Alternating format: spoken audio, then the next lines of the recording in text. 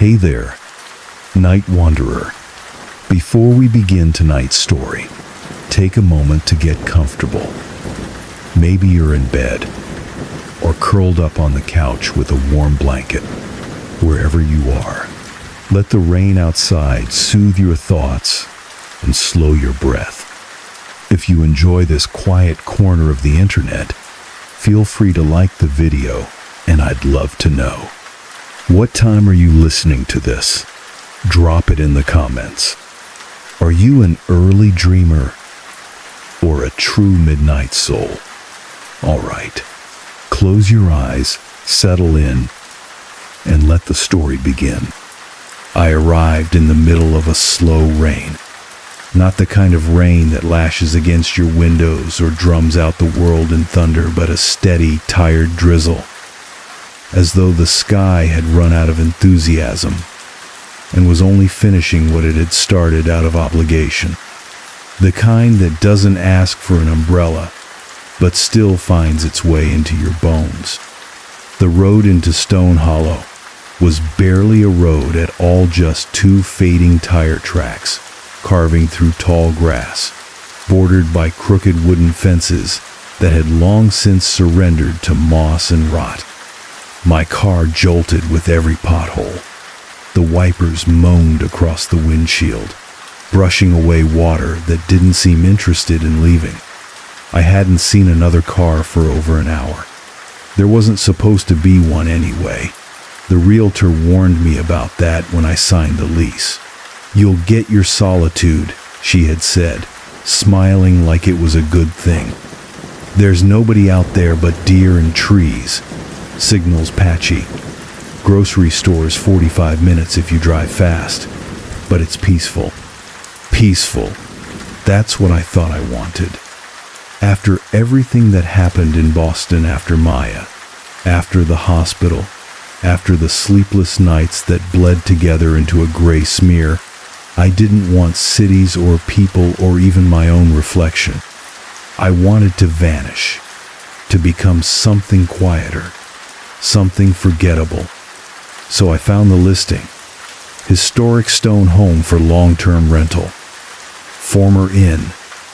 Remote. Good condition. Cheap. And I thought, yes, that's it. A place that feels like it's already forgotten me. The rain followed me all the way up the hill. The house came into view like something revealing itself in a dream, slowly, reluctantly, as though it had been trying to stay hidden. It stood at the crest of the hollow, perched on a soft rise, flanked by old trees whose branches hung low with rainwater. A stone house, just like the photos. 3 stories, steep roof, ivy strangling the chimney, every window black. I parked, shut off the engine, and sat for a moment in the hush.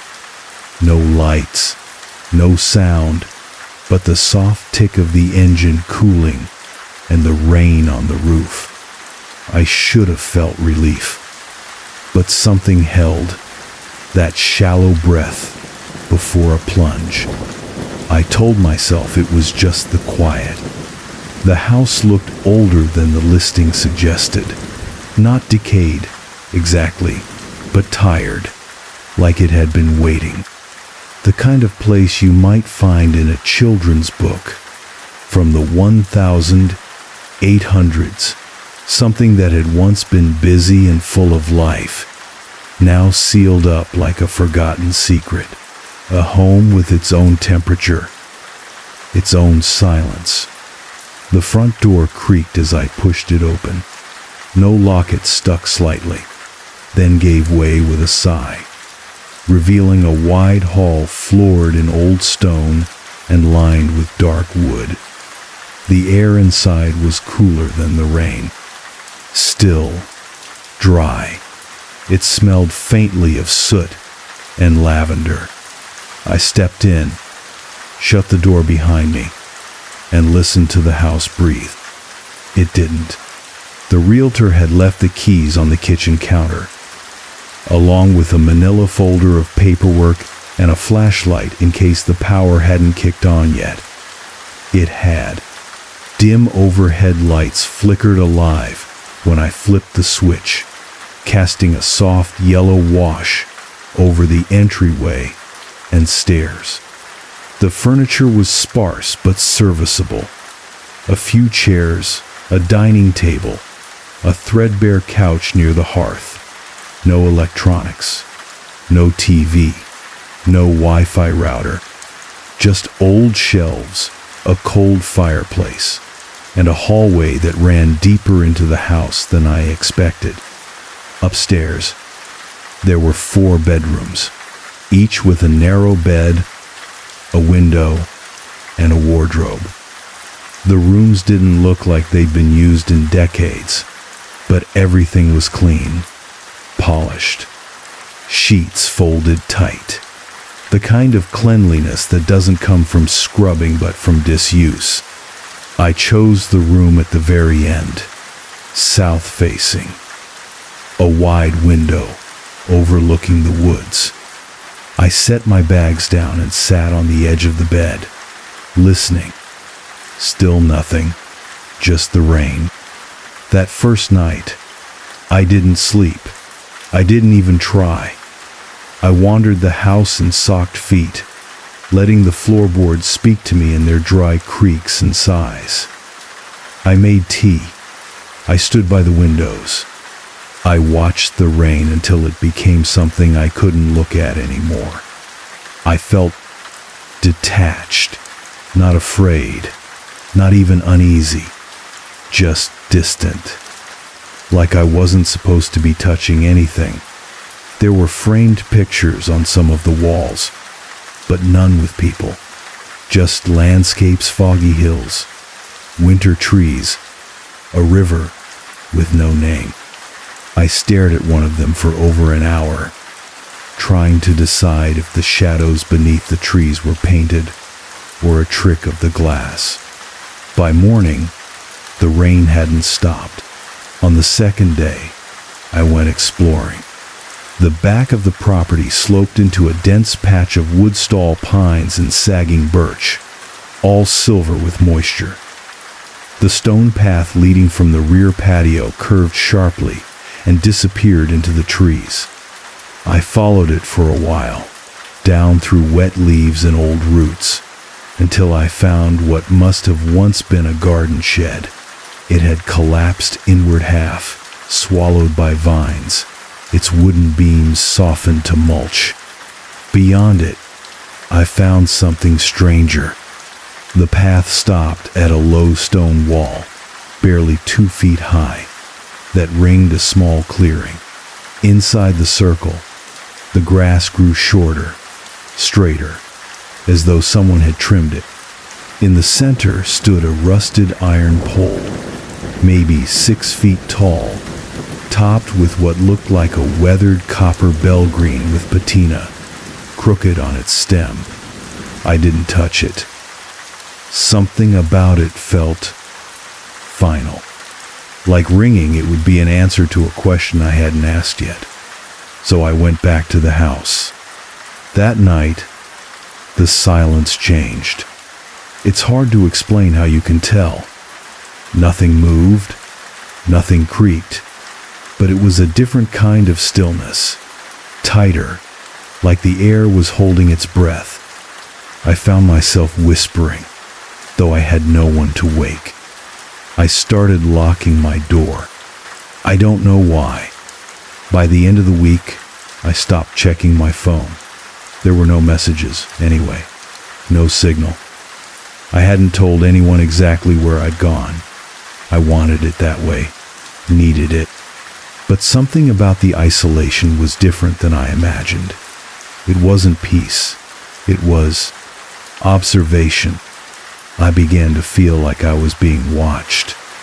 Not from the windows, not from the woods, not even from behind, but from the house itself. It wasn't paranoia. It was subtler than that. It was like I wasn't alone in a room, even though I was. Like every time I looked away from a doorway, It expected me to look back. I hadn't seen anything. I hadn't heard anything. And yet I started leaving lights on in the hallway. There was one night, it must have been the 9th or 10th, when I woke up at 2:13 a.m. exactly. Not startled, just too awake. My heart wasn't racing. I wasn't sweating. It was as if something had tapped me gently on the shoulder and asked me to notice the time. I checked my phone. Dead. I checked the clock beside the bed. 2:13. The second hand wasn't moving. I stood. The room felt warmer than usual. The window was fogged, even though the rain had stopped. I stepped out into the hall. It was dark. The lights I'd left on were off, and the hallway smelled faintly like lavender and smoke. After that night, the 2:13 moment, something shifted in me. Not panic, not fear, but attentiveness. I began moving through the house like it wasn't entirely mine, like I was an intruder, and the walls were just polite enough not to say anything. Every door I opened, I did so gently. Every drawer, every window shade, I started waiting for things that hadn't yet happened. The silence had changed, and silence, I've learned, is never just the absence of sound. It's what sound leaves behind. The next morning, the lights worked again. No flickers, no outage. Just the hallway lamp glowing warm yellow, like nothing had ever been wrong. I stared at it longer than necessary, trying to remember if I had imagined it all.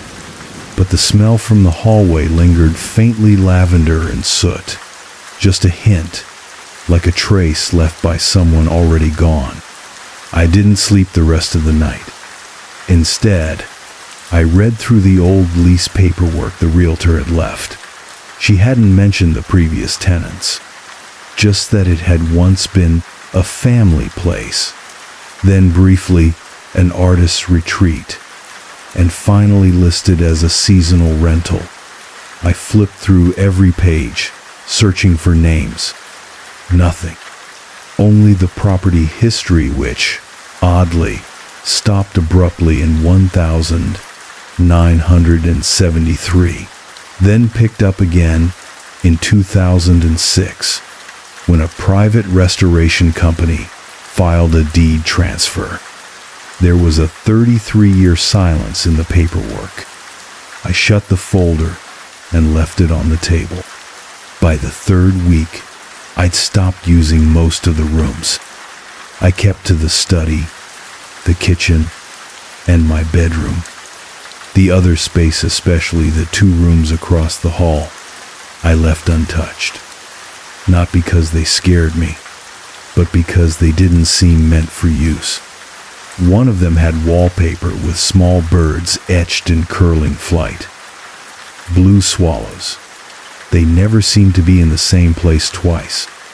The other room, the one with the low-beamed ceiling and dusty chandelier, was always colder than the rest of the house.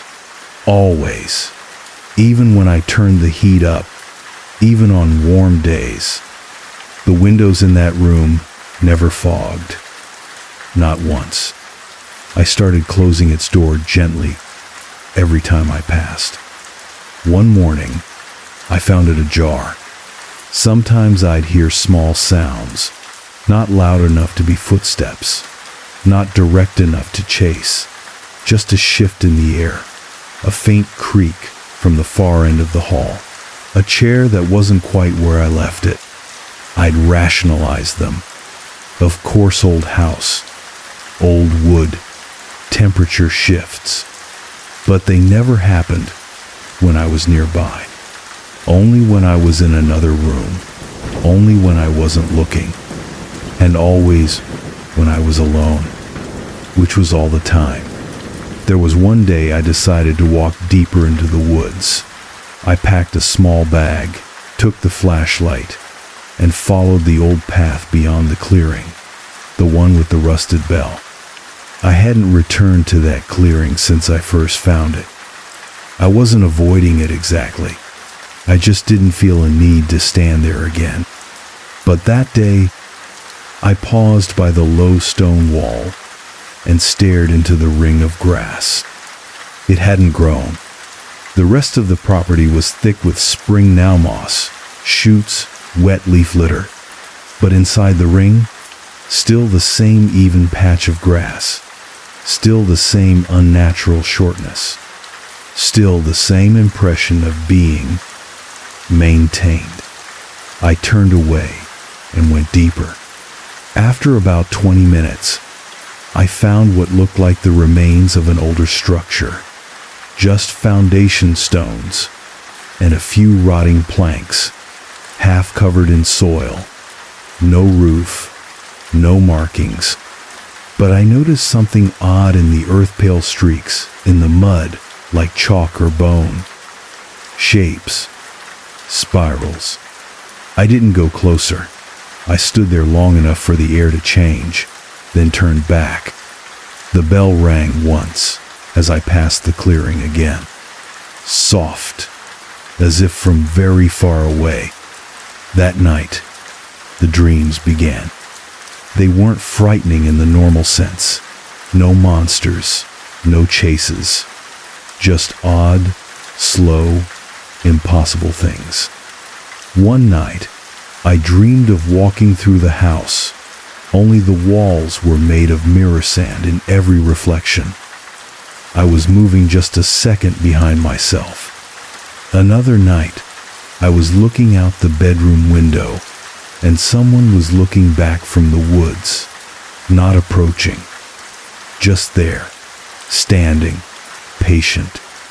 And once I dreamt I was in the kitchen, pouring tea. Everything was still, silent. But when I looked down into the cup, I saw my own eye floating in the surface, blinking once, slowly. I stopped using the kettle for a while. I tried to write. That had been the original plan. A cabin, a retreat, a place to rediscover myself. I'd brought notebooks, old drafts, the laptop. I told myself it would be good, clean, fresh, but nothing came. Every time I sat to write, I felt observed, not watched, not stared at, observed, as if the very act of recording something was being filtered through another presence, like the house was quietly correcting me. I began to wonder, what if it didn't want a record? What if memory was something it rejected? That's when I noticed the photographs. I hadn't taken many, just a few shots from my phone, for reference. The house from the outside, the rain on the window, one of the fireplace, a few interior rooms. They were gone, not deleted, just gone. The folders were there, but empty. No error, no file corruption, no explanation. Even the backups I'd sent to my email were blank. Not missing blank. White images, files intact, but showing nothing. I took a new one of the study. It disappeared before my eyes. I watched the file flicker once, then vanish entirely. No trace. I turned off the phone and didn't turn it on again for days. At night, the floorboards started to feel different underfoot. I'd walk to the kitchen and feel a slight dip near the hallway corner, like the wood had softened. When I'd press down, nothing happened. But as I walked away, I'd feel it rebound, just slightly, like a breath. One time, I thought I saw something move in the grain of the floorboards, not above it, in it, like the wood was trying to shape something. I stopped stepping there altogether. I started talking to myself. softly, mostly in the mornings. "Just coffee," I'd mutter. "Just eggs. Just another day." I knew I was doing it to fill the silence, to remind myself that my thoughts were still mine. But sometimes, when I whispered in one room, I'd swear I heard the tail end of the whisper continue in another. Not echoing, not delayed, just continued, as though something else had picked it up. On the 24th night, I dreamed again. This one was different. I wasn't in the house. I was outside, it standing at the edge of the clearing with the bell. Only now the clearing wasn't grass. It was covered in what looked like stone tablets. Dozens of them, half buried, each etched with a name, each written in a language I didn't recognize. And in the center was the bell, still rusted, still tilted but ringing, constantly, slowly. With every beat, I felt the ground beneath me throb. I woke with the echo of it in my ears. I was drenched in sweat. My feet were dirty, and there was mud under my fingernails. By now, I avoided mirrors, not because they showed anything unnatural, but because they showed nothing wrong. That was the problem. They were always too perfect, too exact, too timed. When I blinked, my reflection blinked with me flawlessly. When I tilted my head, the angle matched. Not a half beat late, not even a flicker. Too smooth, too responsive. It was like staring into something pretending to be a mirror, or something that needed me to believe it was one. The last straw came with the book. It wasn't mine. I hadn't brought it, but I found it in the kitchen one morning laid, flat on the table where I always sat for breakfast. Leather cover, no title, no spine, just plain, worn binding. I opened it. The first page was blank. The second was not. It read, in fine black script, "You are still here." And beneath that, in smaller, tighter handwriting, "For now." I didn't touch the book again for 3 days. I left it where I found it in the kitchen table, its cover darkening in the low light, its pages unmoved by drafts. I circled it like an animal, circling something it recognizes as a threat but doesn't yet understand. Each time I passed it, my stomach tightened. Not in fear, in anticipation. Like something was waiting for me to open it again. On the 4th day, I caved.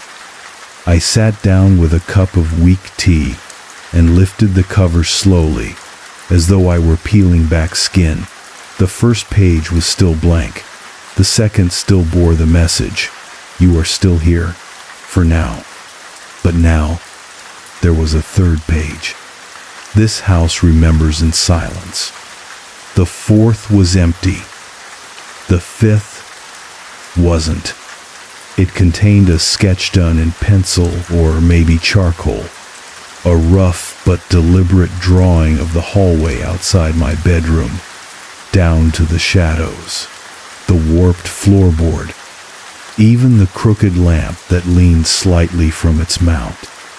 Only in the sketch there was a figure, standing near the far door, thin, long, shadowy, no face, just presence.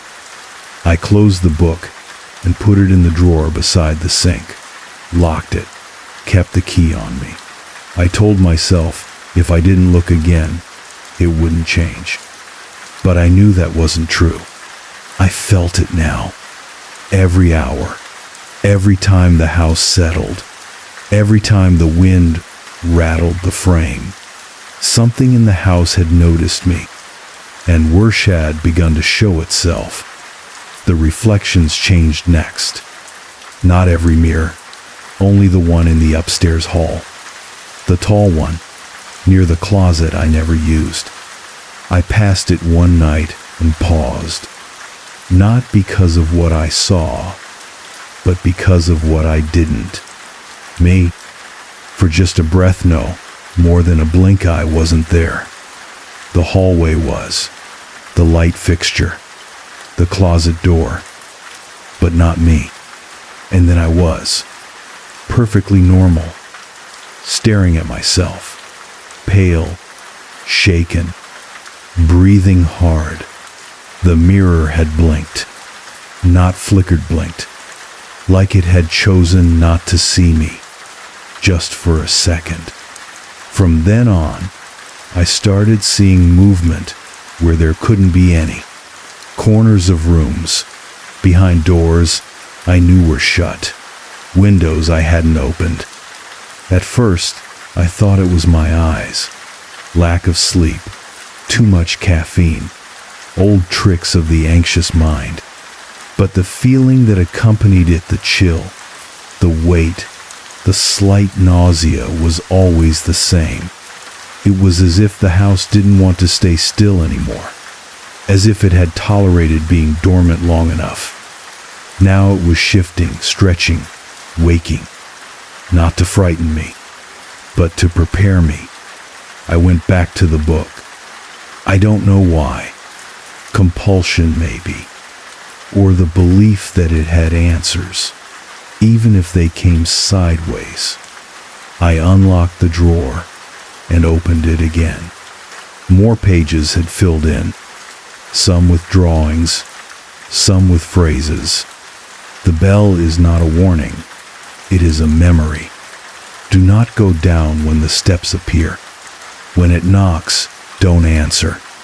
But don't pretend you didn't hear. You are the newest room. Each phrase sank into me like cold water, especially that last one. I began to hear things behind the walls. Faint, not whispers, not voices, just activity. Like shuffling, like movement, like something pacing in hollow space that didn't exist. I knocked once, out of frustration, out of exhaustion, maybe out of desperation. Something knocked back, 3 times, softly, slowly, from inside the wall. I left the house that day and walked for nearly 6 hours. No phone, no plan, just movement, trying to find a clearing, a sense of distance. I told myself I'd go to town, find someone, get perspective. But no matter which path I took, I ended up back at the clearing with the bell. The grass was still even, still too short. But now, there were footprints. Minnie and another set. Barefoot, wider than mine, longer, and they faced the house.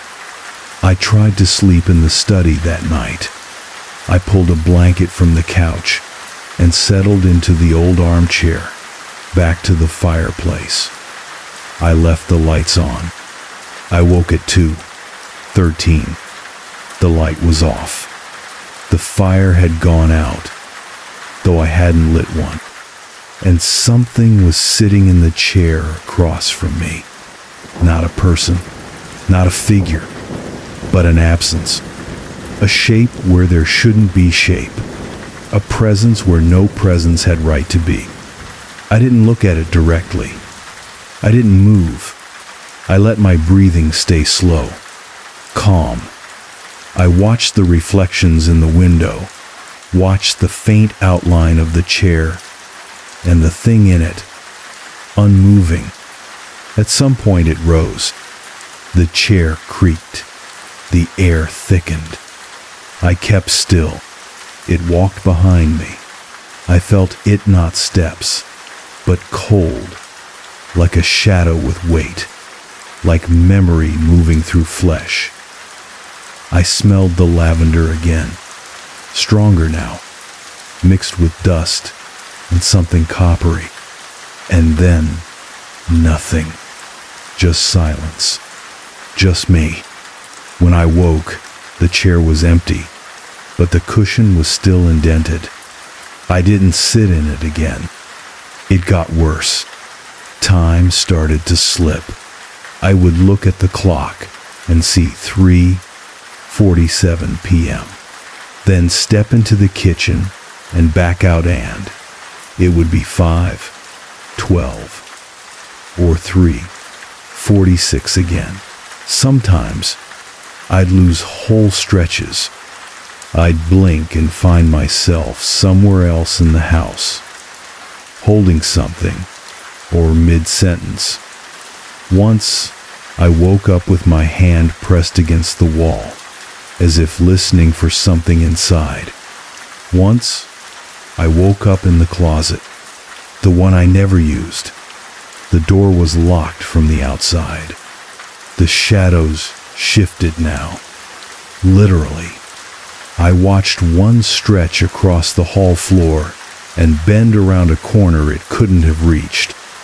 I watched my own shadow move just a half second too late as I walked past the window. One afternoon, I walked past the bedroom and saw myself standing in the mirror, facing the wrong direction. Not turned, not reversed, just wrong. Like it was acting out a memory I hadn't made yet.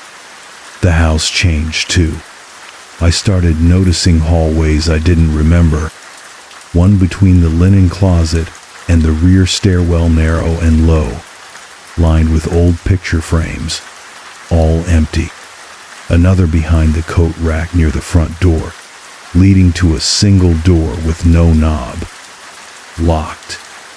Always locked, but warm to the touch. Sometimes, the windows showed things they shouldn't. One morning, I looked out and saw the clearing was gone. Just dense woods. No circle, no bell. The next day, it was back. I tried to leave. Packed a bag, grabbed the car keys. The road was gone. The tire tracks had vanished into overgrowth. The fence posts looked older, rotted through. The mailbox was missing entirely. I stood in the clearing and screamed. Nothing answered. Nothing echoed. Not even birdsong. Just the bell. One soft ring. That night, I dreamt again. But this time, I wasn't alone. I was in the kitchen. The lights were dim. The book was open on the table, and across from me sat something tall, impossibly thin, its head bent low as it wrote. It didn't look at me, didn't move, just kept writing.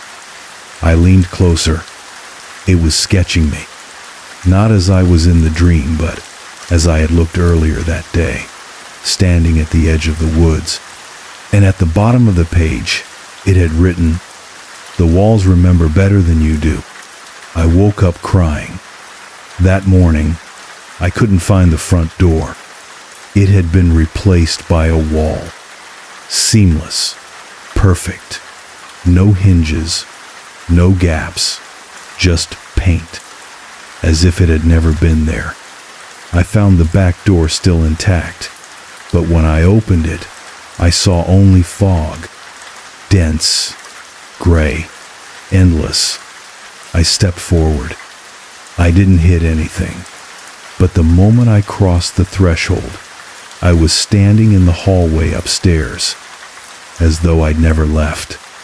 The book was waiting on the bed, open to a new page.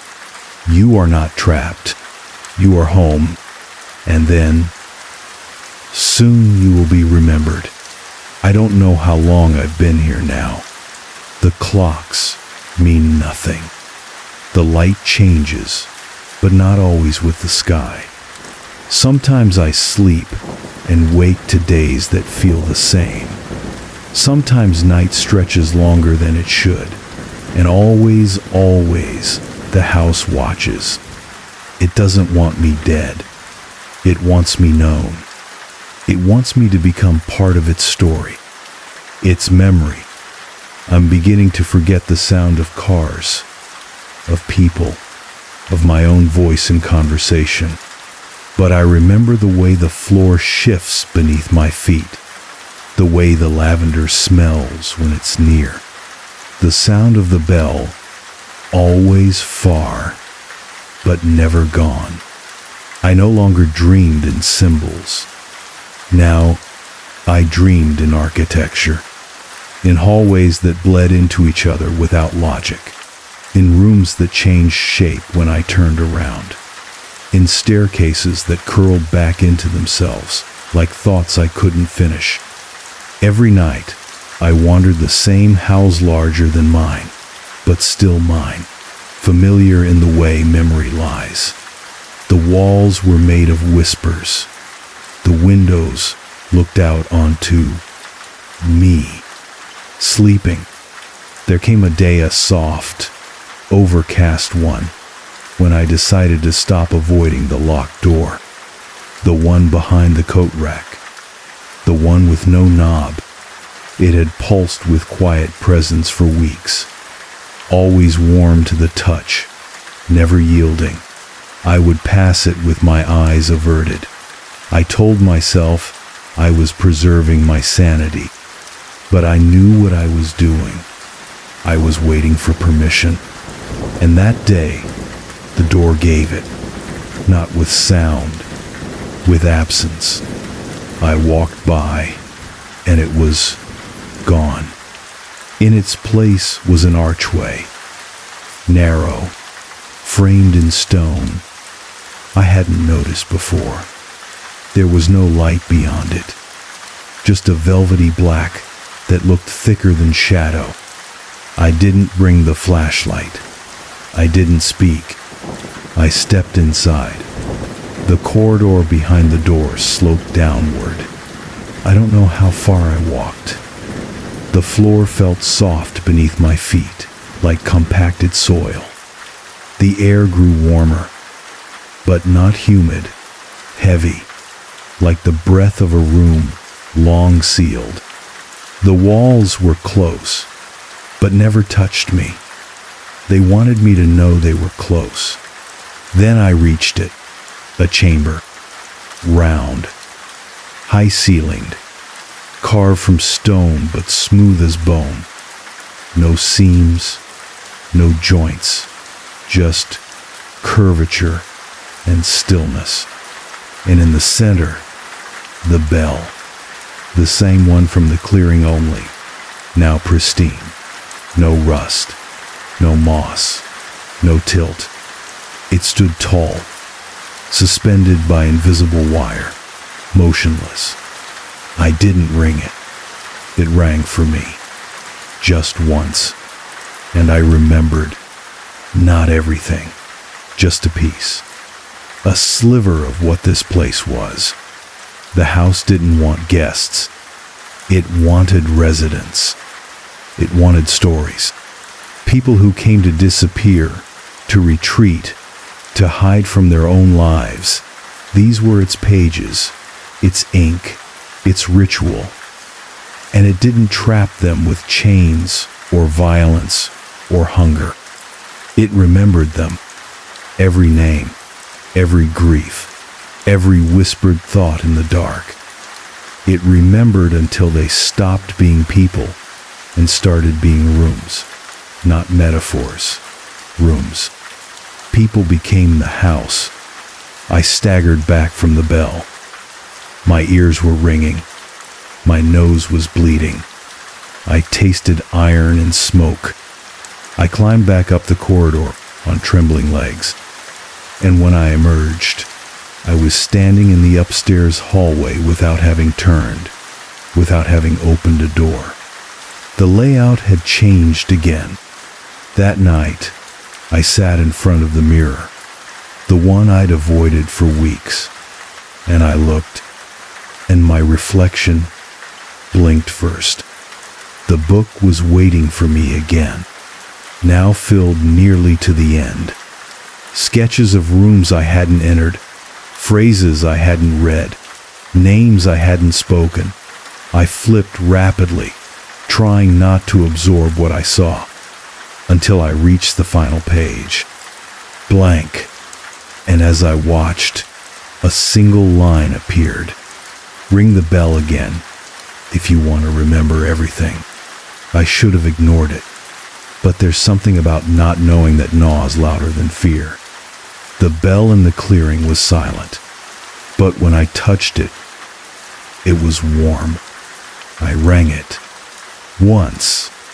The pain was immediate, not sharp, not sudden, deep, like something being pulled through meth red unwinding, memory stretched.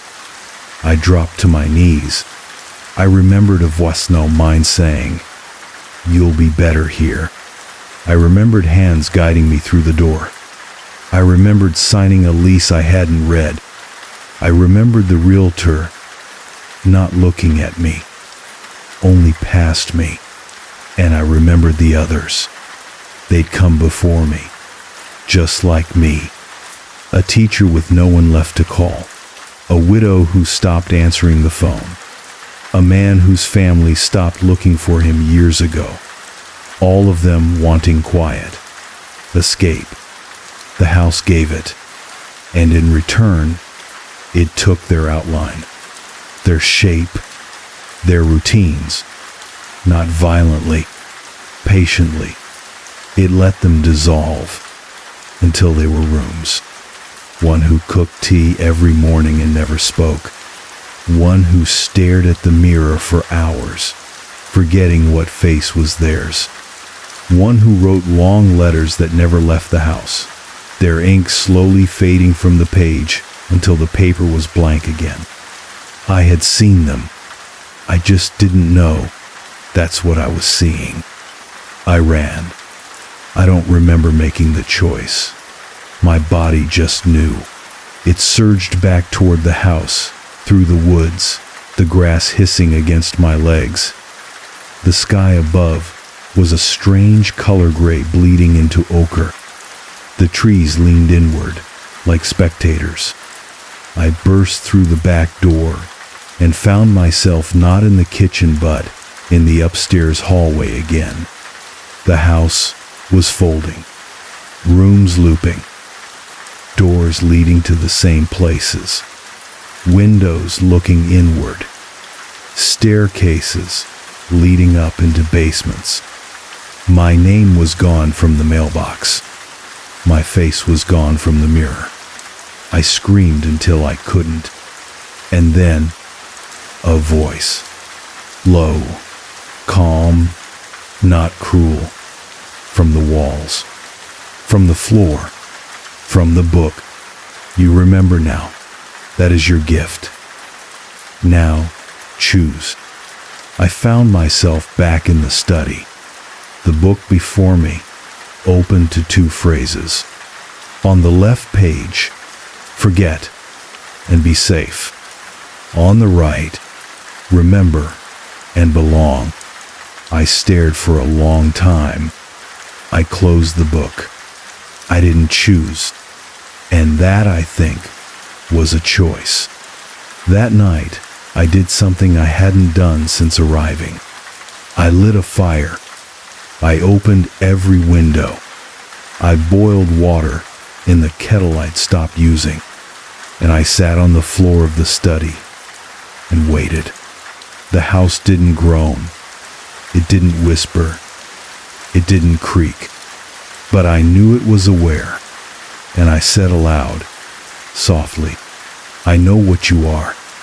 And the silence that followed was not empty. It was listening. I didn't sleep that night. Not because I was afraid. Not anymore. But because I didn't want to miss what the house might do when it thought I wasn't watching. I sat in the study chair, facing the fireplace. The fire burned low, more ember than flame.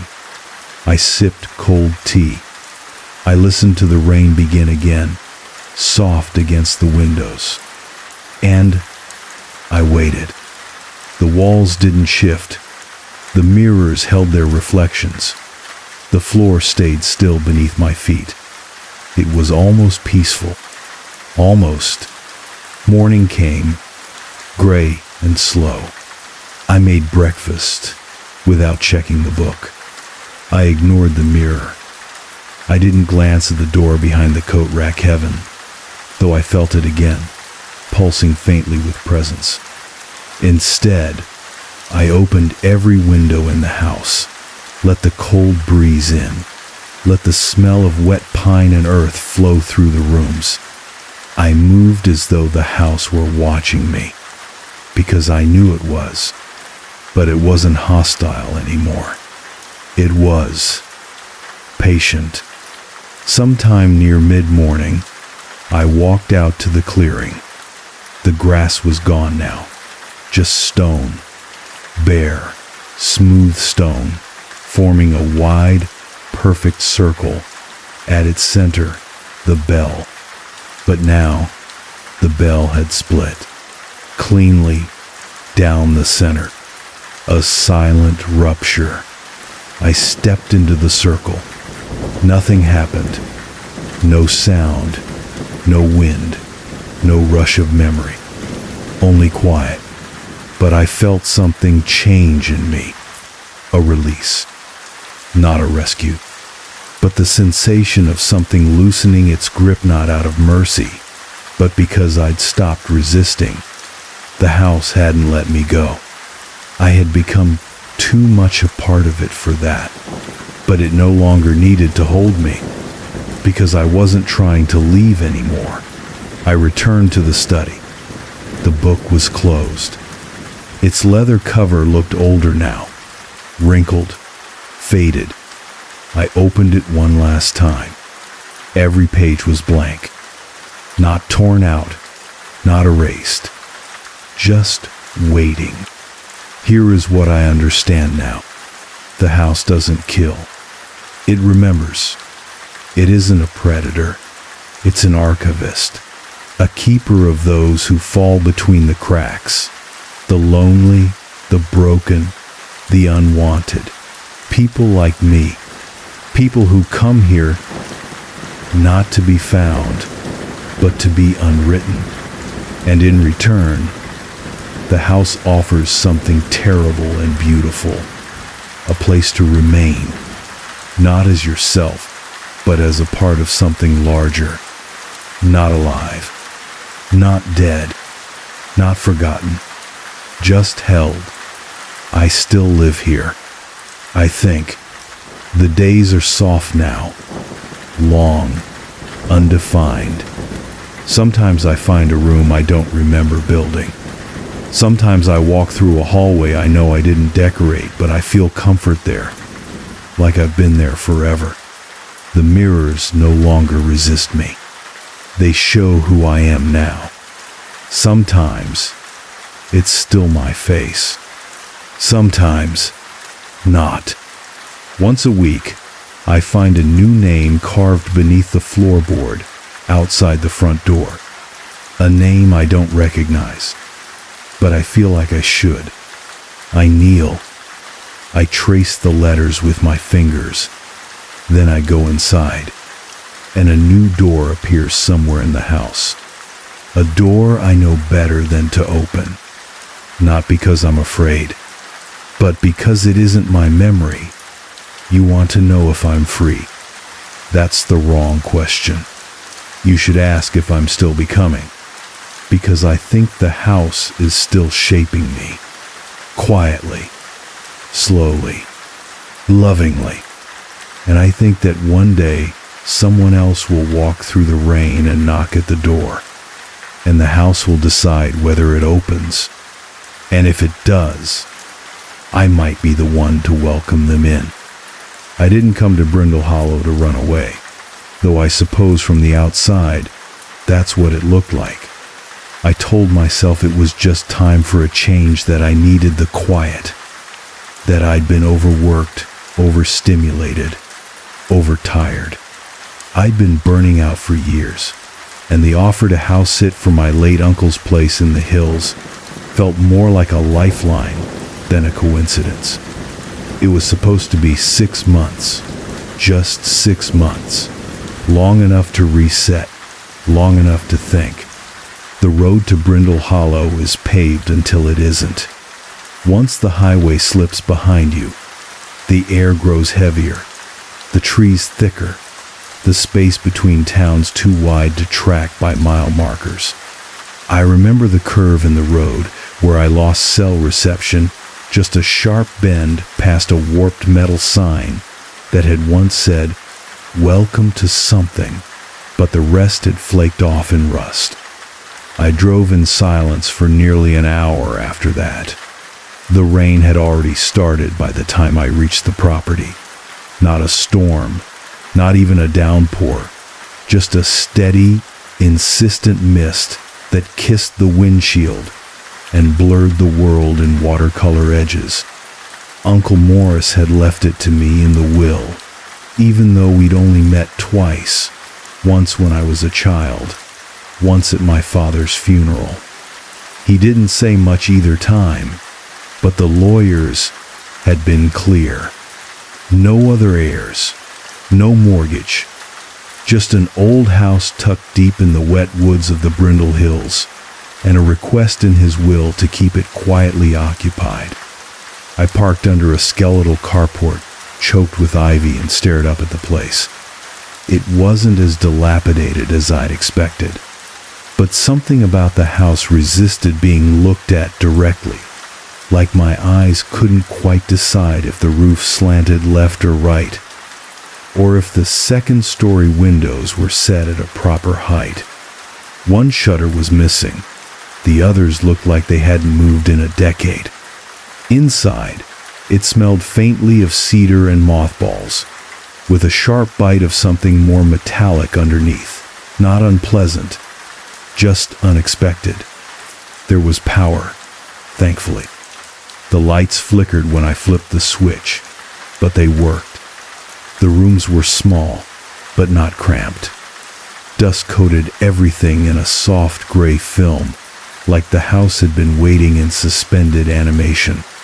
I could see where someone, maybe a cleaner, maybe Morris himself, had drawn quick fingers through it in places, like testing its readiness.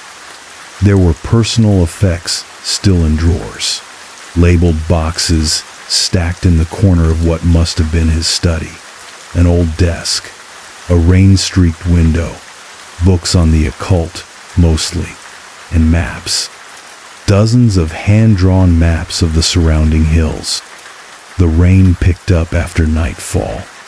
I listened to it whisper across the eaves as I unpacked what little I'd brought. A suitcase, a laptop, 3 books I'd never gotten around to reading. No cell signal, no internet. Just a landline phone mounted on the wall of the kitchen, the kind with a long curling cord and a voice like it belonged in another century. I didn't mind. I thought the silence would be good for me. That first night, I didn't sleep well. Not from fear, not exactly, just an overwhelming stillness. The kind that presses in around your chest and makes your own heartbeat sound intrusive. The rain was steady, sometimes tapping against the glass like gentle fingers. I remember waking up around 3:40 a.m. The digital clock on the side table flickered for a second, then stabilized. I thought I'd heard something, not a bang, but a shift. Maybe the old bones of the house settling, or maybe the sound of water moving where it shouldn't have. When I checked the bathroom sink, the faucet was dripping slow, rhythmic, like a metronome. I hadn't used it yet. I was sure of that. I turned it off, went back to bed, and told myself it was nothing. The next morning, the puddle under the sink was gone. The tile was dry. but the drain still made a sound, a faint burble, like it was breathing backward. I made coffee in the old percolator on the stovetop. The house didn't have a microwave. There was something comforting about it, actually. The water heating slowly, the scent of beans steeping into the quiet. As the days passed, I tried to settle in. I took walks in the woods when the rain broke. I read. I wrote a little, not much, but enough to feel like myself again. The house seemed willing to let me exist in peace, but I kept coming back to the maps. The ones in the study, dozens of them, all variations of the same hills and creek beds, each with slightly different markings, little X's, arrows, notations in Morris's tight, spidery script. One phrase kept appearing in the margins. The water runs upward. Watch for the stillness. I didn't understand what it meant. I assumed it was some kind of metaphor, or maybe a bit of eccentricity. But the more time I spent alone, the more that phrase settled into my thoughts like a stone dropped in a still pond. The water runs upward. Watch for the stillness. It didn't make sense, but neither did the way the puddles in the driveway never seemed to evaporate, even when the sun came out, or how the trees outside the bedroom window never swayed with the wind, not even once. The air always smelled damp, heavy, like the house was holding its breath. I began to notice the stillness on the 10th day, not silence. Silence has a shape, a character. Silence shifts when a branch cracks or a window pane groans. This was something else. It was a suspension, like everything around me had been paused, mid-breath, and left hanging in a loop. It started during one of my walks. A trail led east from the backyard, marked faintly by stones that seemed too evenly placed to be natural. I followed it expecting mud, deer prints, maybe old fencing, the kind of normal rural leftovers you'd find near a long-abandoned homestead. Instead, I found nothing. No birdsong, no insects, no wind. The trees stood straight and still, their needles damp, their bark dark with moisture, but they did not move. Even when I reached out and shook a low branch, it resisted as if tethered. My fingers came away wet and sticky, though the scent was clean like rain on iron. I went back inside feeling cold despite the humid air. That night, the drain in the bathtub began to make a sound. Not a gurgle, but something more, deliberate, like liquid passing through narrow pipes, but too slowly. I didn't use the tub. I never had. But the sound came anyway. Always at night. Always just after 2:00 a.m. It was during those hours that I began waking consistently. Not alarmed, not startled, just aware. Like a nudge in the back of my brain, as if the house was asking, "Are you still with me?" The rain never stopped. Some nights it came as mist. Others, a heavy curtain that rattled the gutters. But the sound was constant. I started using it as a crutch, letting it mask the other noises that I couldn't explain. The books in Morris's study weren't just folklore. Some were academic, obscure field journals, private printings, even a few in languages I didn't recognize. I began leafing through them, at first out of boredom, then curiosity, then a strange pull I couldn't name. One in particular caught my attention. Its cover was plain, mirror terrain, a treatise on inverted environments. Inside were notes in the margins, Morris's handwriting. He'd underlined phrases like fluidic memory and land that resists mapping. Page 83 was dog-eared. The only annotation there was a simple phrase: "Our topography is not theirs." I slept in the guest room after that. I didn't know why, exactly. The master bedroom had begun to feel tilted. The shadows in the corners fell wrong, like they weren't connected to any source. The ceiling fan clicked twice each night, precisely at 1:12 a.m. It never spun. It had no power. On the 14th day, I found a mirror in the attic I hadn't noticed before. Not leaning or mounted, just standing upright against a wall, covered in a heavy cloth. I pulled the cloth away before thinking. It was taller than me, framed in wood that looked unnaturally smooth, almost wet. The reflection was clear, but a fraction delayed. When I tilted my head, the reflection lagged by maybe half a second. I tried chalking it up to poor lighting, to the age of the glass, to something technical, a trick of the eye. But when I lifted my hand, the figure inside the glass raised theirs more slowly than I had, and their fingers were too long. I covered it again. I didn't go back up there. Around that time, the plumbing began acting strange. When I turned the kitchen faucet on, it didn't run immediately. There was always a lag, followed by a sound like a deep breath from inside the pipes. Then a slow, cold stream. The water was clean. It had no odor. But when I left a glass out overnight, small bubbles formed on the inside, arranged in perfect vertical lines. That wasn't normal. On day 17, I woke to the sound of footsteps on the porch. I stayed in bed, heart calm but still, listening. 4 steps, a pause, then a 5th, softer, like someone shifting their weight. I thought of the tall mirror, the way it had paused. I waited. Nothing followed. No knock, no shadow at the window. When I opened the door in the morning, the wooden planks were damp, as they always were. But on the 3rd board, there was a patch completely dry.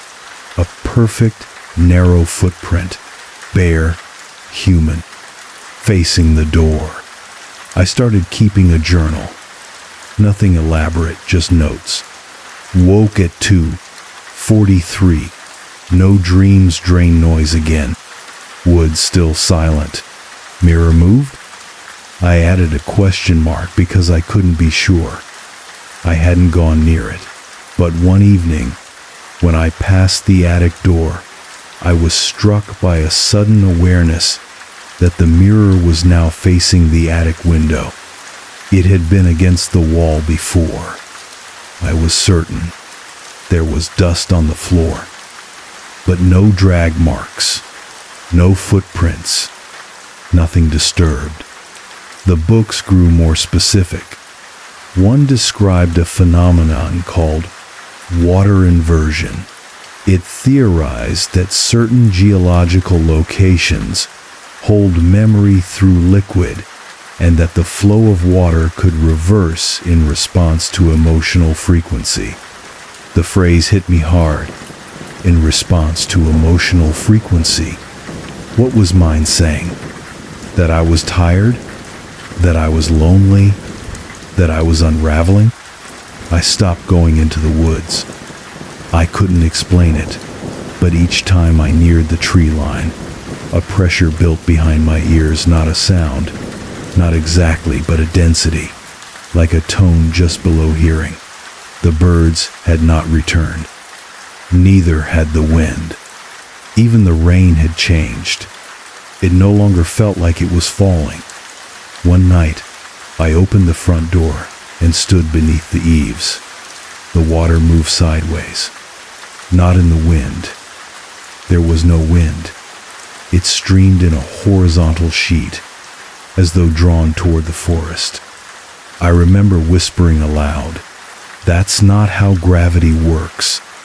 My journal entries got shorter, more frantic. I couldn't trust my reflections.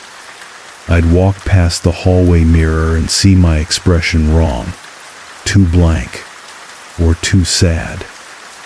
Sometimes, my mouth would be open when it shouldn't be. The landline phone rang once. Just once. No caller ID.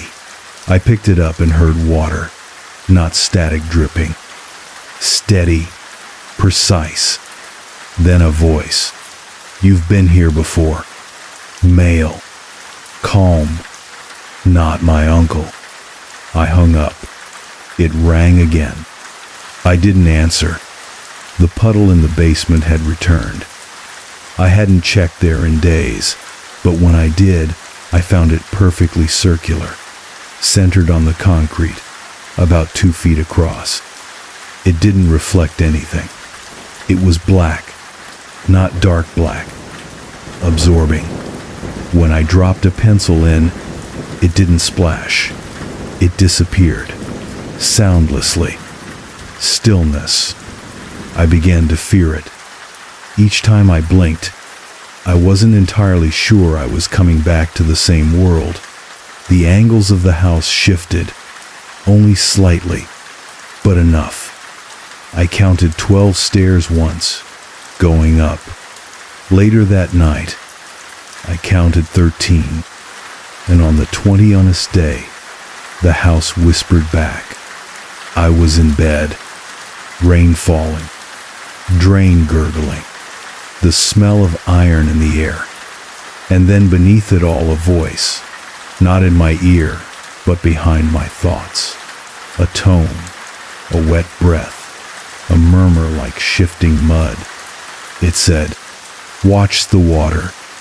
I closed my eyes, but I didn't sleep, because the drain was no longer burbling. It was breathing. I stopped trying to explain things. It happened gradually, the surrender. There came a point where I no longer sought reasons for the strange geometry of the house, the behavior of the mirrors, or the inconsistencies in time. It wasn't that I accepted them. It was that I simply stopped expecting answers. My reality had thinned. Sleep became a strange ritual. I would lie in bed with my eyes open, not resting, just waiting for the dark to pass. It rarely did. The clock blinked erratically. Sometimes it would flash 3, 12, then skip to 4, 59, and back again. Sometimes it wouldn't show anything at all, just a blank red screen humming softly. The mirror in the attic was no longer covered. I hadn't uncovered it, and yet it was. Every time I walked past the attic door, which I began doing with my head turned away, I could feel it. An openness, like a pupil in darkness, watching. One evening, I returned from a short walk just around the perimeter of the house and found myself standing in the hallway mirror. But I wasn't wearing what I had on. My reflection wore my clothes from the day before. It stared at me, expressionless, motionless, until I blinked. Then it smiled. I threw a blanket over the mirror, nailed the edges down, but it didn't matter. Later that night, I glimpsed its uncovered surface reflected in the window glass, watching me as I passed through the kitchen, from an angle that should have been impossible. I began to question my memory. Had I moved it and forgotten? Was I sleepwalking, dissociating? But no, I was too lucid. That was the most horrifying part. I was calm, focused, terrified, but not delusional. That's when I realized The house didn't want me afraid. It wanted me awake. The puddle in the basement grew. It was now nearly 5 feet across, perfect in shape, smooth as obsidian. It no longer absorbed items it reflected, but not in any way that aligned with the basement ceiling. Instead, I began seeing things that weren't in the house. A grove of black trees, a hallway with a door that opened the wrong way. Once, the image of myself asleep in the guest bed, viewed from above. I stopped going down there. The whispering voice came back, sometimes in the pipes, sometimes in the walls, sometimes inside the radio, even when unplugged. You're not a guest. You're a vessel. I didn't answer it. I tried once, asked, aloud, "What are you?" And the silence that followed felt like the air had frozen, like the house was holding its breath in surprise. That night, I dreamed or thought I dreamed of water rising in the hallway, clear, soundless, climbing the walls without spilling, swirling like smoke in reverse. At the top of the stairs was the attic, its door open, the mirror standing in the center like a portal. The water lapped at my chest. I looked down and saw my reflection in it, but the face that looked back was smiling again, and this time it had no eyes. The journal was no longer in my handwriting. It still looked like my journal, same pages, same creased cover, but the entries had shifted. The words I had written were changed slightly. Where I had written 2:43 a.m., no dreams drain noise again, it now read 2:43 a.m., woke with noise inside me. More entries appeared than I remembered writing. He comes as water. He waits in stillness. Mirrors lie. Water tells truth. She reached the bottom and kept going. I turned the pages frantically until I reached one dated a week into the future. I opened the door at the bottom. I'm not afraid anymore. I'm inside the water now. I threw the journal into the fireplace. Flames rose high, too high. The paper turned black, but didn't curl. It glowed red, like coal. The fire went out by itself. The rain turned strange on the 25th day. It no longer made sound on the roof. When I opened the front door, it fell in lines, not drops. Thin, solid threads of water, descending in perfectly parallel shafts. I stepped outside and found the water had formed letters. In the puddles, swirling patterns, spelling phrases that vanished as quickly as I read them. One word stayed long enough to sink in. Threshold. I went back to the maps in Morris's study. I had stopped looking at them too, afraid of what they implied, but now I needed to see again. The original trail I had followed, the one marked with careful notations, had new symbols, ones I hadn't noticed before, shapes like mirrors, but drawn vertically, intersected by dots. One particular map had a circle drawn over the property, not just the house, but the land beneath it, labeled in red ink, Mirror Lake, dried, below is deeper. I remembered Morris's phrase, the water runs upward. I realized then that the puddle in the basement was never just a puddle. It wasn't water resting on concrete. It was an opening. That night, the house rearranged itself. I went to the kitchen and found the hallway door on the wrong wall. The light switch had moved. The stairs curved left, not right. When I tried to leave through the front door, it opened into the basement instead. The puddle the mirror lake pulsed like a heartbeat. And there, in the surface, was my reflection arms outstretched, as though pressing against glass from the inside. I slammed the door shut. Later, I found the attic mirror had moved again. It now stood in the hallway outside the bathroom. It no longer reflected anything. Instead, its surface was a window into another room. A room with me in it. That version of me was brushing their hair, wearing clothes I didn't own. But they looked up suddenly, paused, smiled, and behind them, something moved. A shape. Tall, narrow, dripping. Then the glass cracked. From the inside, I began hearing my name at night, whispered softly, not demanding, just reminding. You're already part of it. You've always been here. Your shape fits. I no longer trusted my voice. When I tried speaking aloud, it sounded slightly off, like my echo was speaking before me, not after. On the 30th day, I heard footsteps in the walls.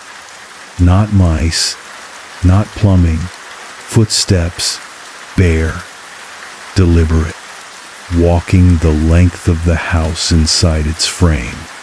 I pressed my ear to the wood paneling and heard breathing. Low, wet, rhythmic, as if the walls themselves had lungs. I whispered, "What do you want?" And the voice, my own voice, coming from inside the wall answered, "To go home, with you." That night, I woke up in the bathtub. I don't know how I got there. The water was still, cold, and deep, far deeper than the tub could hold. I looked down and saw the house below me, its roof, upside down, drifting in the dark, like a drowned structure. And then something swam past. I didn't see it clearly, but it had limbs, too many, and eyes that blinked in rows. I got out, drenched, shaking, but not surprised. That was the worst part. I was no longer reacting like a sane person. I was adjusting, like the house had been shaping me into a vessel, one subtle shift at a time. I checked the basement again. The puddle was gone. In its place was a spiral staircase, descending. Steps made of water, solid, beckoning. I didn't go down. Not yet.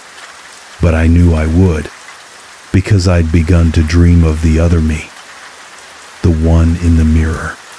And each night, I could feel her getting closer. I don't know what made me go down. Maybe it was the dream, or what passed for one. I saw the house again, but it was inverted, hanging from the sky like a chandelier, its windows full of black water, its roof an open mouth. Inside that version of the house, everything was wet. The walls dripped. The furniture was bloated. And something lived behind the mirrors. Not a person, not a creature, but an idea wearing a shape mine, mostly watching, mimicking, studying. When I woke, I was already standing at the top of the basement stairs, the door ajar, my hand on the knob. The spiral staircase of water still descended, suspended in darkness, shimmering like oil. The steps looked solid but glistened, translucent and shifting, as though remembering their shape as I watched. I didn't bring a light. I didn't need one. The steps glowed faintly, lit from below by something unseen. A pulsing, ambient glow, like deep ocean pressure. I stepped onto the first one. It was cold, but held me. Then another. Then another. The staircase coiled downward, deeper than the house could possibly go. I lost track of time, lost count of steps. Eventually, the walls around me disappeared. There was only open space and the hum of something vast beneath me. At the bottom was a hallway, perfectly dry, lit by no source I could see. The air smelled like copper and moss.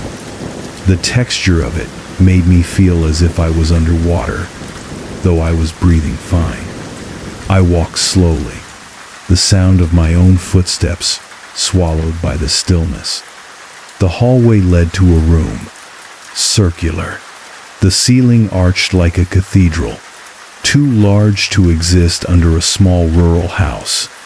In the center was a mirror, but not a typical one. This one rippled slightly, liquid behind glass, like a screen made of memory. I approached it, and it showed me something. Not a reflection, not even a scene, a feeling, a place remembered in sensation. I saw my childhood bedroom, but wrong. The proportions were stretched, the colors dimmed. I smelled wet fabric, heard breathing. That wasn't mine. The door in the memory opened, and I walked in. Not me now, me then. But the girl wasn't afraid. She walked straight to the mirror and whispered, "This is where I started." Then she turned, slowly, and looked up at me. Her eyes were filled with water. The mirror changed. Now it showed the forest outside, except the trees were growing upside down, roots waving in the air. The rain was falling from the ground into the sky. In the reflection, the house was gone, replaced by a still lake shaped like a pupil. Around the edges of the lake, figures stood, human-shaped, but featureless, watching. I tried to turn away, but the mirror pulled me forward. Not physically, but inwardly. I felt my thoughts stretch toward it, like vapor. And then I heard my own voice, but not from me, from the mirror. "You are the last anchor. Let go."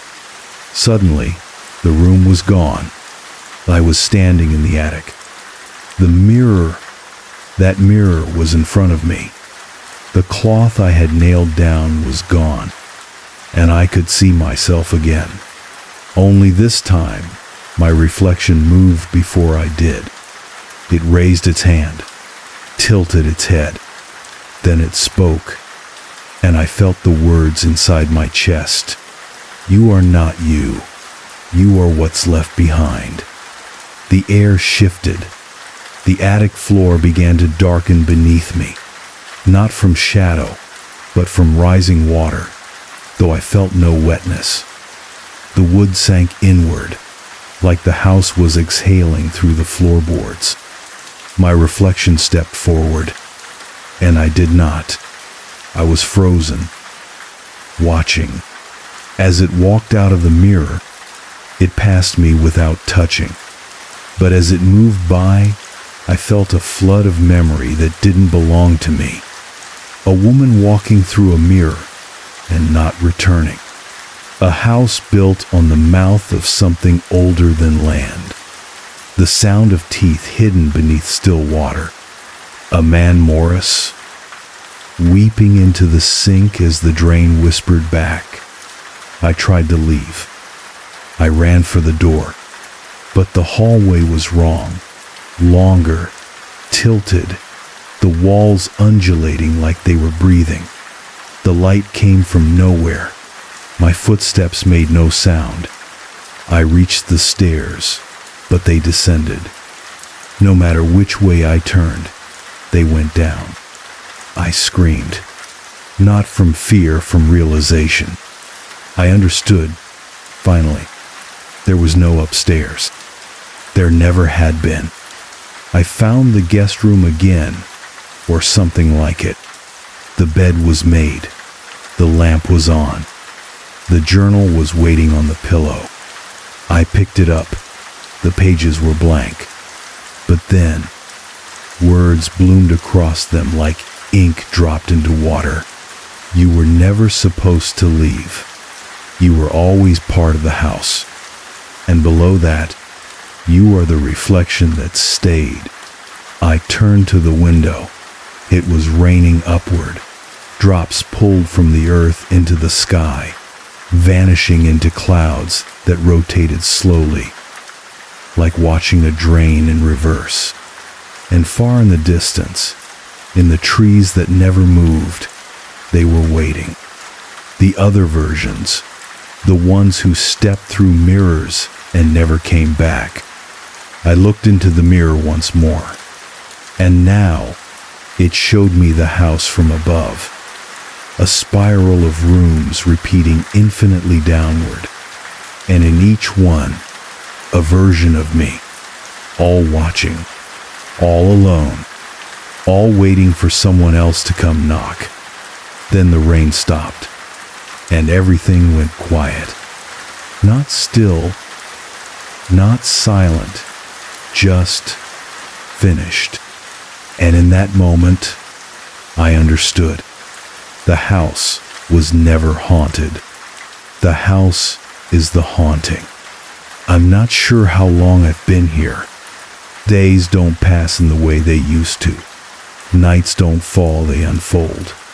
Like a wet sheet pulled across the sky. Time slips through cracks I can no longer seal. The clocks are all gone. I woke one morning, or what felt like morning, and they simply weren't there. The digital numbers that blinked nonsense now blink nothing. My phone's battery never dies, but it never changes either.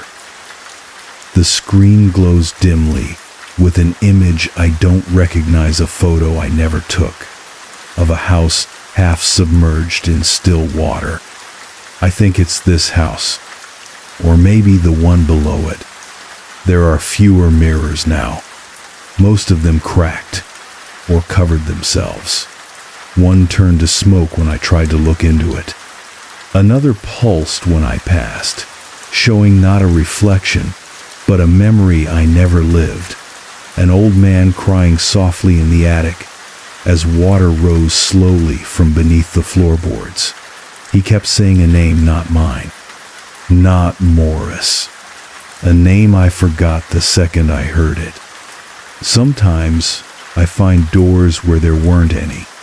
They open onto copies of rooms I've seen before, but wrong in small, distressing ways. A chair slightly too large, the rain falling upward outside the wrong window, the air too thick, like breathing through cloth. In some of these rooms, I see versions of myself, not doing anything, just waiting, watching the door, as if I'm late for something I don't remember agreeing to. I think I'm learning the house's shape, or maybe it's learning mine. It moves gently now, as if accommodating me. Hallways shorten or grow. The attic stairs fold in and disappear. Sometimes I feel the walls tighten slightly around me, not in menace, but in recognition, like the way an animal adjusts its shape to hold something precious. Sometimes I think the house is trying to comfort me. I don't fight it anymore. There's no point pretending this place follows the rules of anywhere else. It doesn't want escape. It doesn't even want obedience. It just wants presence. It wants someone here. That's what Morris must have meant in his will. Keep it quietly occupied. I think about him now, not as a man, but as a predecessor. He wasn't warning me with those maps, he was preparing me, showing me the way inward, drawing the spiral not as a trap, but as a path. I was never supposed to resist it. just witness it. Maybe that's why I haven't been taken. Not like the others. Not yet. Because I'm still observing. Still reflecting. The puddle in the basement is gone. Now there's a room. It waits. Door ajar. Warm light flickering inside. I stand outside it sometimes, wondering if that's the final step, the one that changes me completely, the one that makes this permanent. I haven't entered. Not yet. But I will. Sometimes the rain stops, and in that quiet, I can hear them, all the others, murmuring through the pipes, through the drain, through the static in the old landline phone. They don't speak in words anymore. They speak in feelings, memory, loss, recognition, peace. I think I'm beginning to understand the purpose of the house. It's not a place. It's not even a prison. It's a mirror, not of faces, but of selves. It draws in all the versions that never quite fit their lives. The unanchored, the tired, the ones who look in glass and feel like strangers. And then it gives them a home. I've stopped writing in the journal. The pages fill themselves now. Sometimes I flip to the end and see entries from the future. One reads, "Today, someone new arrived. I heard them at the door. I watched them from the attic. They look like I did. I hope they stay. I don't know if I'll ever leave. I don't think I want to anymore." Outside this house, I was dissolving bit by bit, year by year. Inside, I am whole. Strange, still, but whole. If you're reading this, if you're hearing my voice through the hush of rain, listen carefully. If the water runs upward, don't run. Don't fight. Watch. Wait. And remember, you're not being haunted. You're being chosen. I never intended to stay in Cold Hollow. It was supposed to be a temporary assignment, 6 weeks, tops, a short-term contract, as a seasonal night watch technician for the local hydro plant that fed the valley grid. An easy paycheck, they said. A skeleton crew operation, mostly automated. All I had to do was make rounds, monitor output levels, log weather changes, and sleep when I could. The town itself was barely a town, just a scatter of aging houses crouched along a 2-lane road, hemmed in by forest and cliffs. No signal, no gas station, a diner that opened when it felt like it. I didn't mind. I'd done lonelier jobs. I welcomed the silence, honestly. After everything that had happened back in Pittsburgh after the investigation, the long forced leave, the articles I needed to be nowhere, I needed to stop existing for a while. Cold Hollow gave me that, and something else I hadn't realized I wanted. Stillness. The station was a squat concrete bunker nestled at the base of the ridge. You wouldn't know it was a power facility if no one told you no smokestacks, no humming transformers. It had been built in the 60s after the dam was installed further upstream. The locals called it the socket, said it was where the valley plugged into the rest of the world. The name had a weird charm to it. Inside, it smelled like old wiring and damp metal, cool and dry. There were 2 levels, the upper control room with switchboards and monitors, and the lower mechanical floor, where turbines and pipework groaned softly through the night. I had full access. A key card, a cot in the back room. A shower that worked if you waited long enough for the water to run clear. I was told someone had died here last winter. Heart attack. The guy had gone unnoticed for 2 days before a snowplow driver noticed the lights were still on. That should have bothered me more than it did. The first few nights passed quietly. The rain came down hard, sheets of it, hammering the gravel roof, drumming on the walls like fingers too impatient to knock. It helped me sleep. The sound of it blurred the edges of the silence. I spent hours listening to the rain, sitting beside the observation port with a mug of black coffee, watching it blur the floodlights into soft, trembling halos.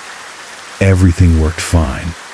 No surges, no fluctuations. The readings stayed within range, but I started keeping a second log, a handwritten one, separate from the digital logs. I told myself it was just a habit from old gigs, but really, I think I was looking for something. I didn't know what, but the quiet here wasn't empty. It was full, too full. It was around the 4th night when I noticed the flicker, not in the lights in the walls. The concrete panels had narrow seams where moisture sometimes gathered, and in one of those seams, I saw it, a faint pulse of light, too brief to be electrical, more like something moving behind the wall, a reflection without a source. I tapped the panel. Nothing. But when I stepped back, the reflection was gone. I dismissed it. A trick of the rain, maybe. Sleep deprivation. The bunk wasn't comfortable. I made a note anyway. 1:40, 3 a.m. Flicker, northwest seam. 2's duration. Repeat check tomorrow. The rain never really stopped. Sometimes it softened, but mostly it just changed shape. Drizzle, mist, downpour, hail. It became a part of the station's soundscape. I grew used to hearing water in everything. The pipes, the wires, the ducts. Even my own footsteps seemed to carry a slosh. There was one hallway, the access tunnel to the backup generator, where the air always felt thicker, like the pressure dipped when you entered it. A long, narrow corridor, lined with old gauges, leading to a rusted hatch I'd never needed to open. On the 6th night, I stood in that hallway for a long time, just listening. There was no sound, no rain, no machines, only breathing. Faint, rhythmic, not mine. I didn't tell anyone. There was no one to tell. The lead technician was 2 towns over and only checked in once a week. My reports were automated. My phone hadn't found a signal since I arrived, but I started carrying my flashlight even during the day. I explored the lower level more than I needed to, just to keep my mind busy. There was something off about the layout. The mechanical blueprints didn't match exactly. A missing door, an extra stairwell that descended into what I assumed was storage, but ended at a blank concrete wall. That wall felt newer. The cement was smoother, paler, and colder. Always cold, even when the rest of the station warmed with the machines. I knocked on it once, and felt a vibration in the back of my teeth. I walked away. On the 8th day, I started dreaming of light. Not daylight, no sun pierced the clouds here, but something else. A soft, gray glow, like moonlight under ice. It filled the control room in my dreams, poured from the vents, slid across the floor like mist made of glass. I never saw the source, but I always woke with a headache. And once, with my boots on, soaked, muddy, and facing the door, I had no memory of going outside. I told myself it was the weather, the rain, the pressure. Maybe something about the elevation was messing with me. I began tracking my sleep, but each log ended the same way. Woke unsure of time, no memory of dreams, sounds in ductwork, and then lights under the floor, not a dream. There was a service crawl space below the turbine room. I hadn't gone down. It wasn't part of my duties, but now I found myself staring at the hatch more often. Sometimes I'd swear I saw light, just a faint pulse from the seams. White at first, then greenish, then something darker, like light that absorbs instead of reflects. I haven't been here long, but it feels longer. The air feels heavier. The rain feels intentional. And every time I close my eyes, I see the station lit by a glow that doesn't exist, and something waiting in the corner of the control room where the rain doesn't reach. I still don't know what Cold Hollow is, or what waits underneath it, but I think it's waking up, and I think it's watching me.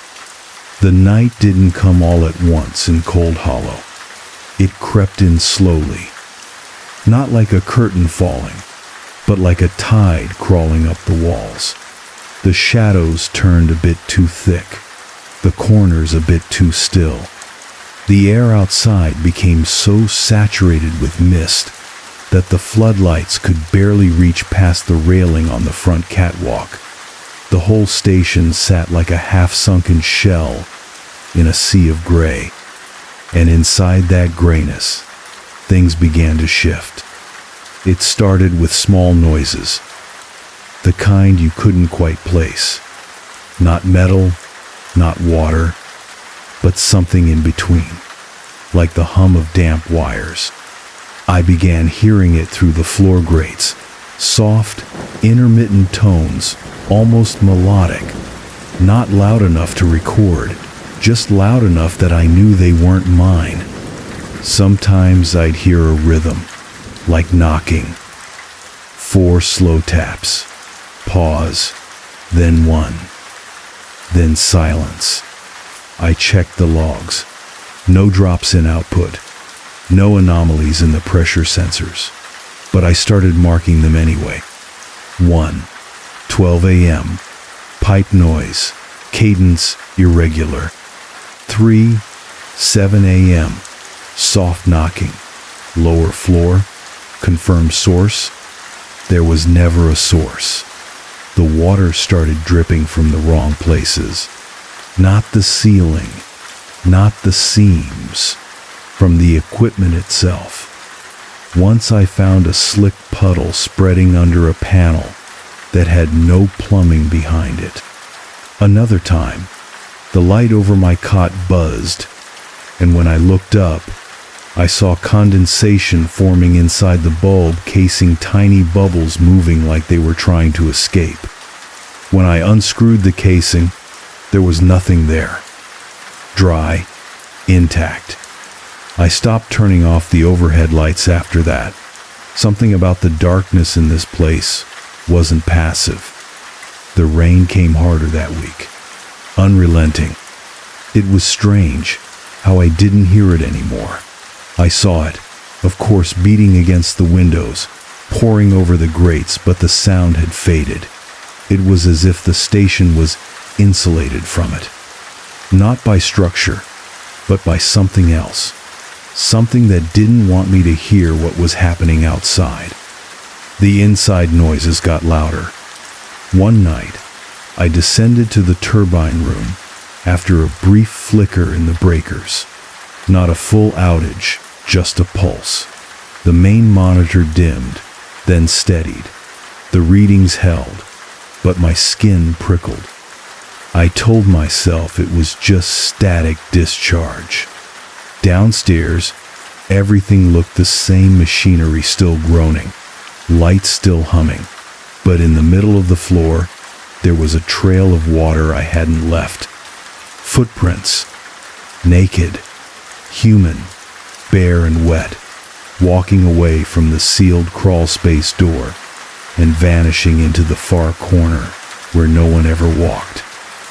The prints stopped mid-stride, like whoever made them had either vanished into the air or turned around without leaving a return path. I stood there for a long time, staring. The crawlspace hatch looked different, cleaner, like it had been used recently. The paint around the lock had smudged. The bolts on the hinges had been turned. I hadn't touched it. I was sure of that. Later, back upstairs, I noticed a new hum in the wall near the breaker cabinet. Low frequency, too low to be mechanical. It sounded like a voice underwater, not speaking, more like breathing, rhythmic, measured, waiting. I dreamed that night of standing waist deep in still black water, the station behind me glowing faintly. The hills around Cold Hollow had flattened into a wide, endless marsh. Above, the sky wasn't sky, it was glass, like the inside of a dome. Something moved beyond it, something massive and upside down. When I woke, I was standing in the hall outside the mechanical level, hand on the railing. No shoes, my skin damp, my ears ringing. The power was fine. The monitors still hummed. But on the nearest screen, someone had written 3 words in the moisture. "We hear you." I stopped sleeping in the bunk. I began seeing reflections where they didn't belong. In the metal of the equipment, the dark glass of the monitors. I'd glance up and catch my own shape, lingering just a moment too long after I moved. Once, I turned my head and saw a figure seated in my usual observation chair, staring out at the floodlights. When I turned to face it directly, the chair was empty. I checked the security feed.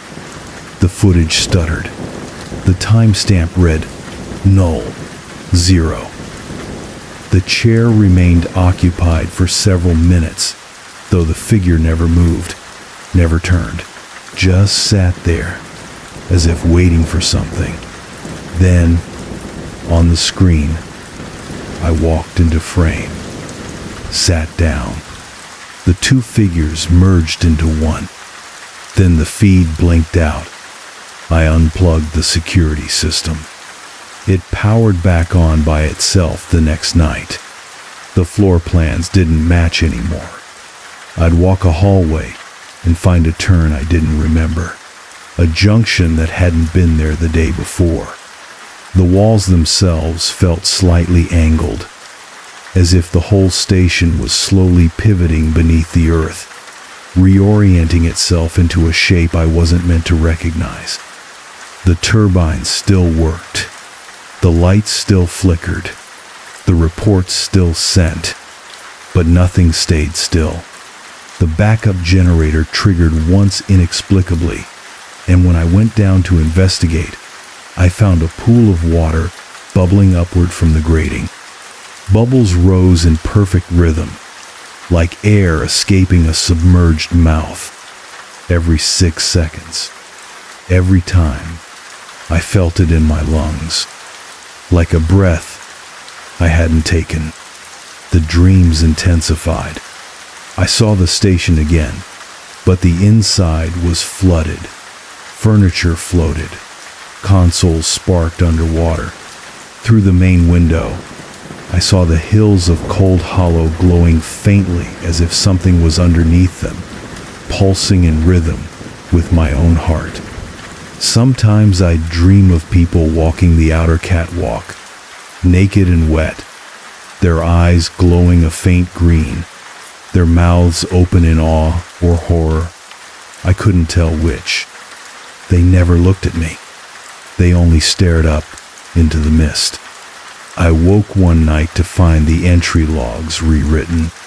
Instead of my daily maintenance notes, the terminal displayed a long list of timestamps, each marked with a different version of my name, slight changes, misspellings, initials reversed, as if someone had been logging in under my identity for a long time.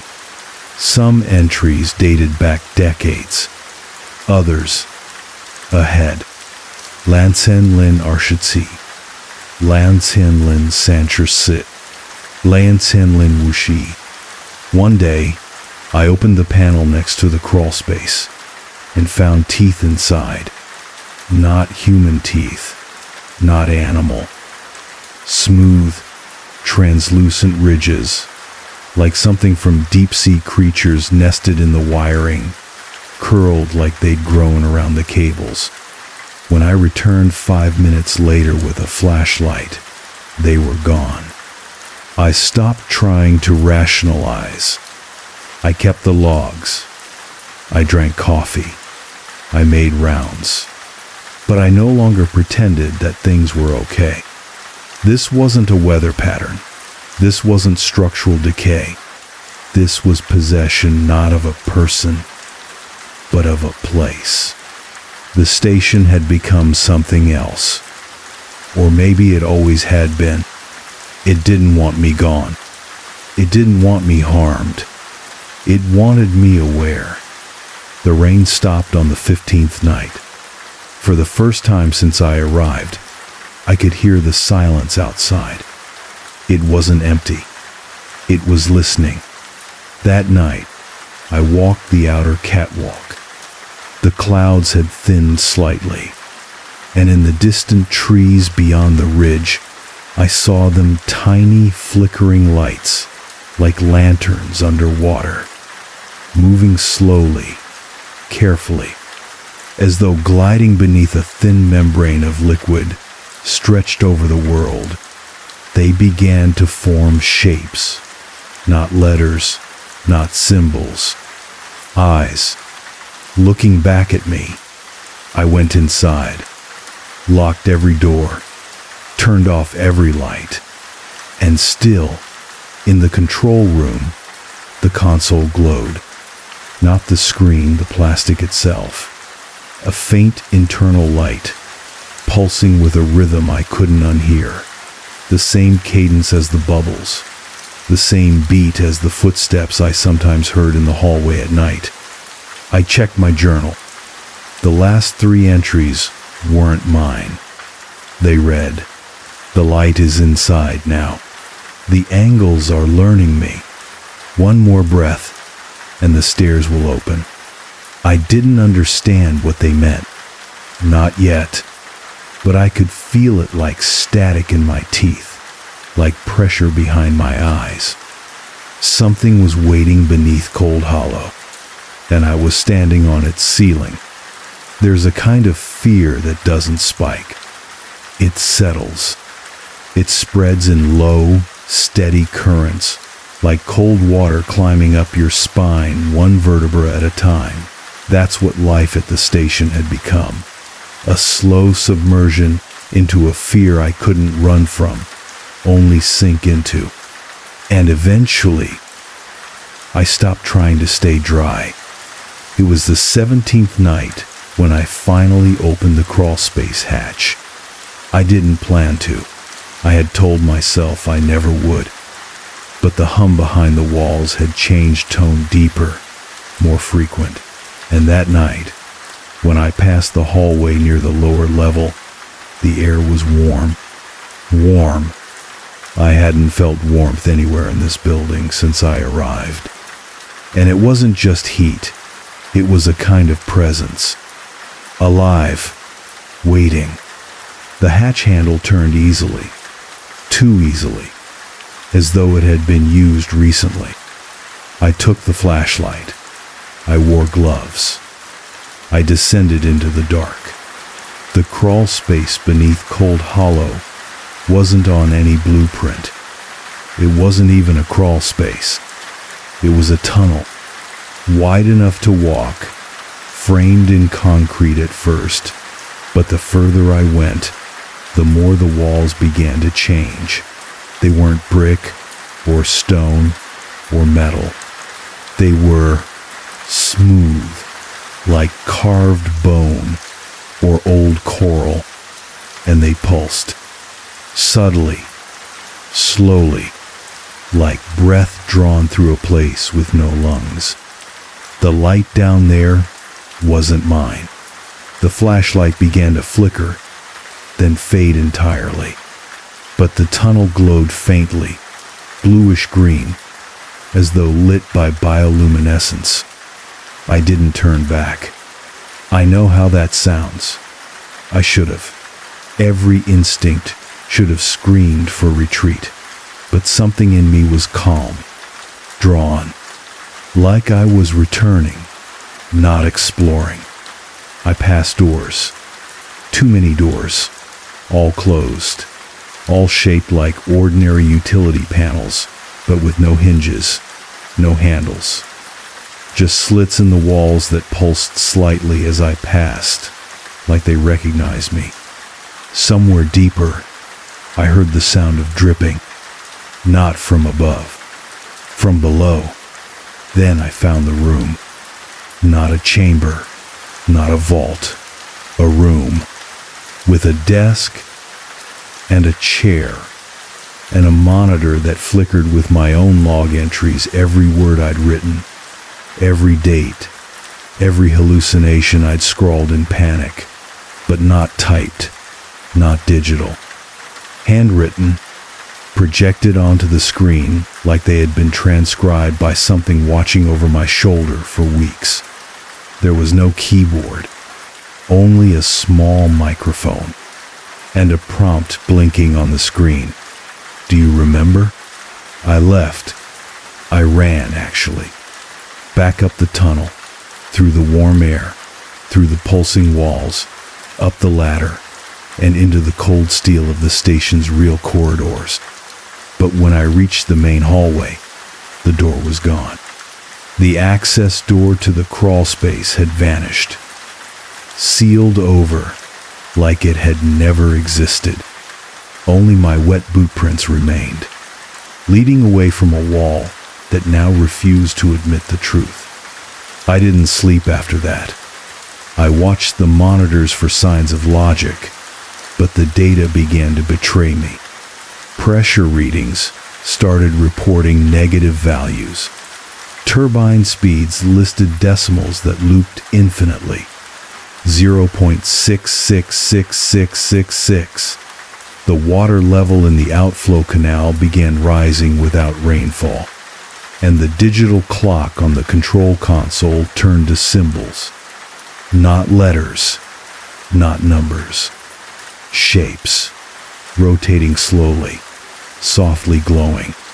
I went outside, thinking maybe the open air would help, but it wasn't open. It never had been. The floodlights illuminated mist, but this mist didn't behave. It moved against the wind.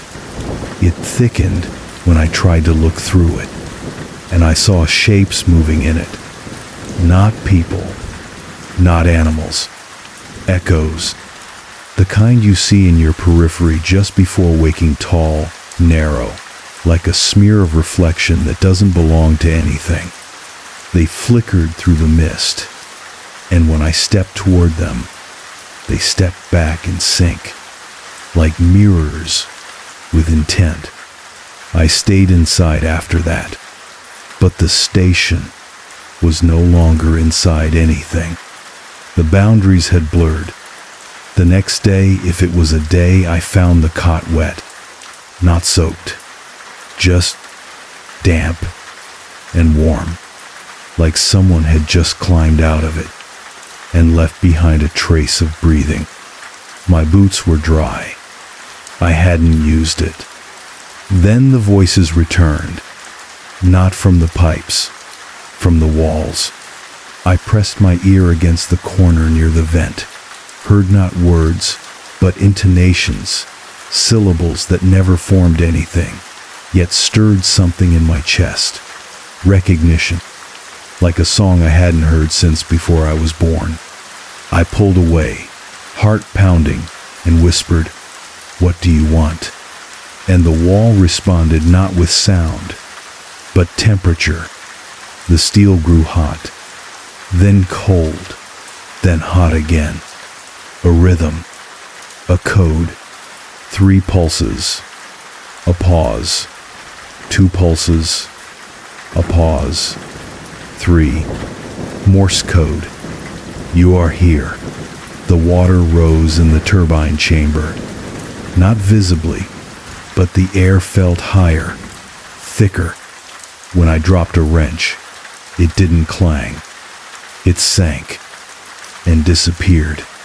In the far hallway, the paint began to peel backward. Yes, backward, not flaking off, but sealing in reverse, like time unwinding itself, revealing layers of wall that had never been painted over. Each layer bore names etched into the surface, barely visible. I recognized some. They matched the alternate versions of my name from the falsified entry logs. I stopped eating, not because I wasn't hungry, but because the food began to change. Cans had different labels than before. The text on the packaging moved when I blinked. My coffee mug was sometimes on the wrong side of the console full, even though I hadn't touched it. The rain returned, but only inside. It fell in the control room, not drops of fine mist that hovered around the desk, never touching the equipment. The puddle beneath my chair didn't grow, but it reflected the ceiling incorrectly. The lights above blinked in the wrong pattern, and in that reflection, I saw myself standing, even though I was sitting. I refused to look directly up. On the 23rd night, I heard a knock on the inside of the mirror above the sink. Just once. Then a voice mind whispered, "You've almost arrived."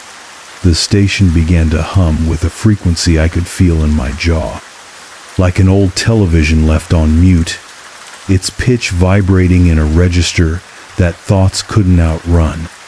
I began to lose track of time, not in minutes or hours in sequence. I'd walk into a hallway and find myself returning from it. I'd check a monitor and see a version of myself already looking back. And once, I caught a flicker in the reflection of the turbine glass. Me, standing behind me, smiling. I screamed, not loudly, just enough to break the silence. But the silence didn't break. It absorbed the scream and returned it 3 seconds later, played backward. Then the stairs appeared, not leading down, leading up. In the middle of the hallway, a spiral staircase where none had ever been, lit by a soft green glow, pulsing, beckoning. The door at the top was slightly ajar.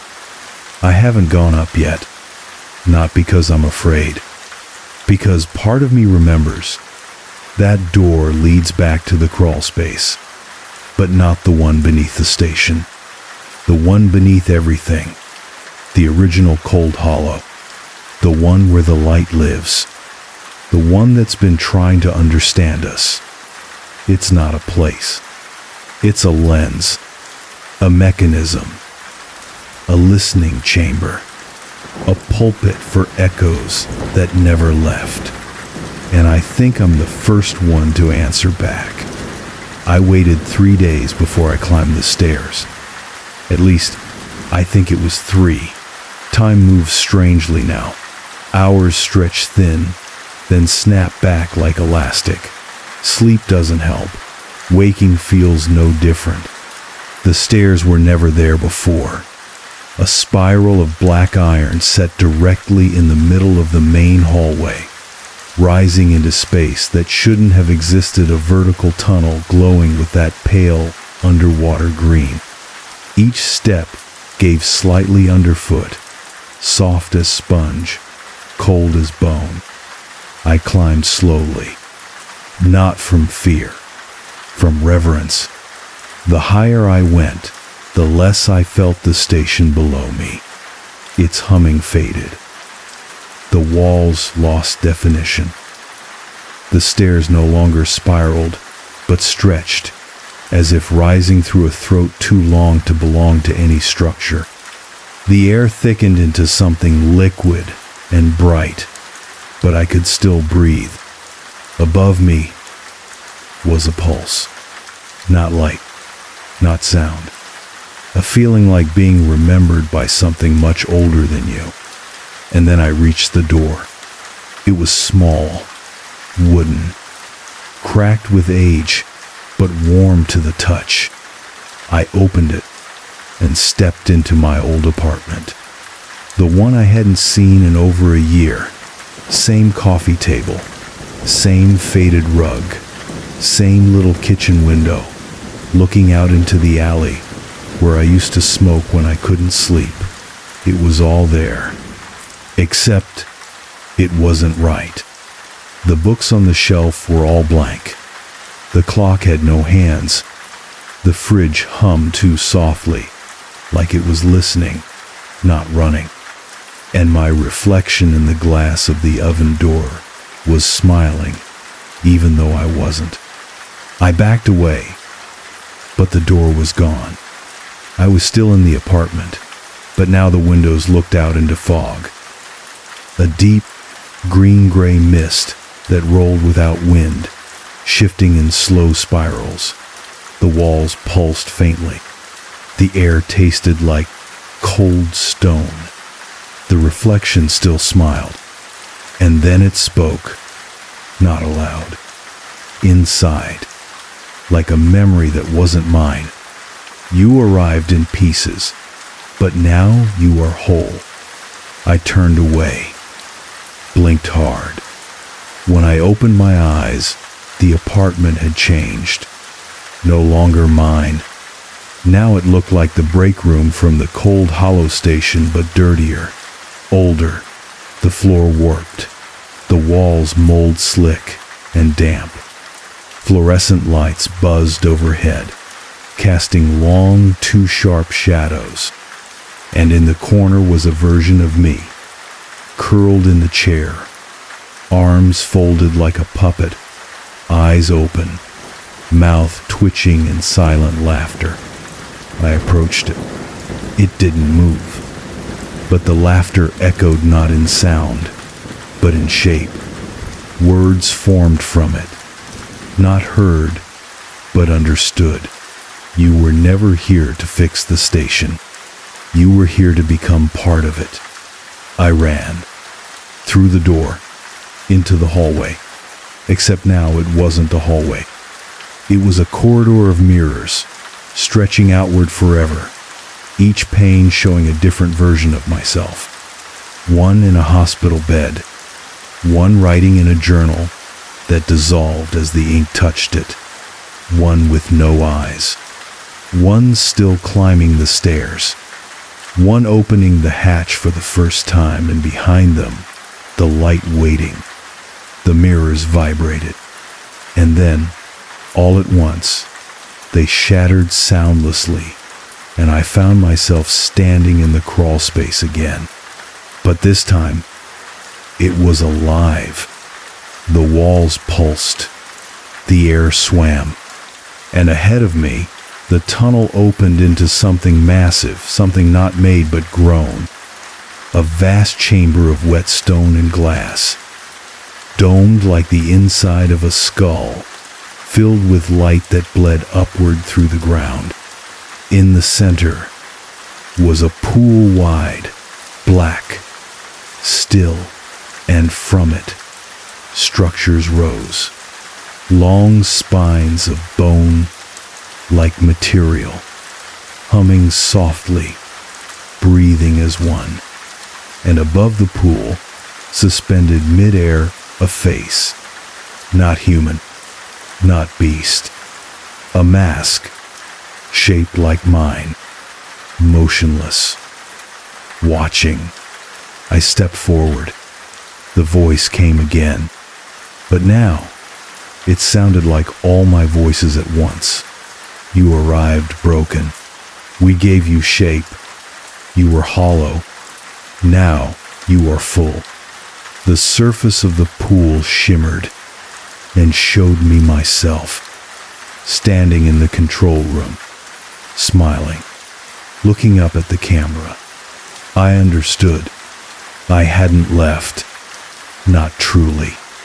The moment I stepped into Cold Hollow, something had been mirroring me, slowly replacing me, learning my mannerisms, stealing my shape, one breath at a time. And now, I was inside the real Cold Hollow, the hollow beneath, the original, the source, a place not of concrete or stone, but of intention, a machine for reflection, a device for memory, a mimic so large, so deep, it needed people to shape its face. I was never sent here to monitor it. I was sent here because it needed someone new to wear. I stepped closer to the pool, and the pool rose to meet me. Not water, not liquid.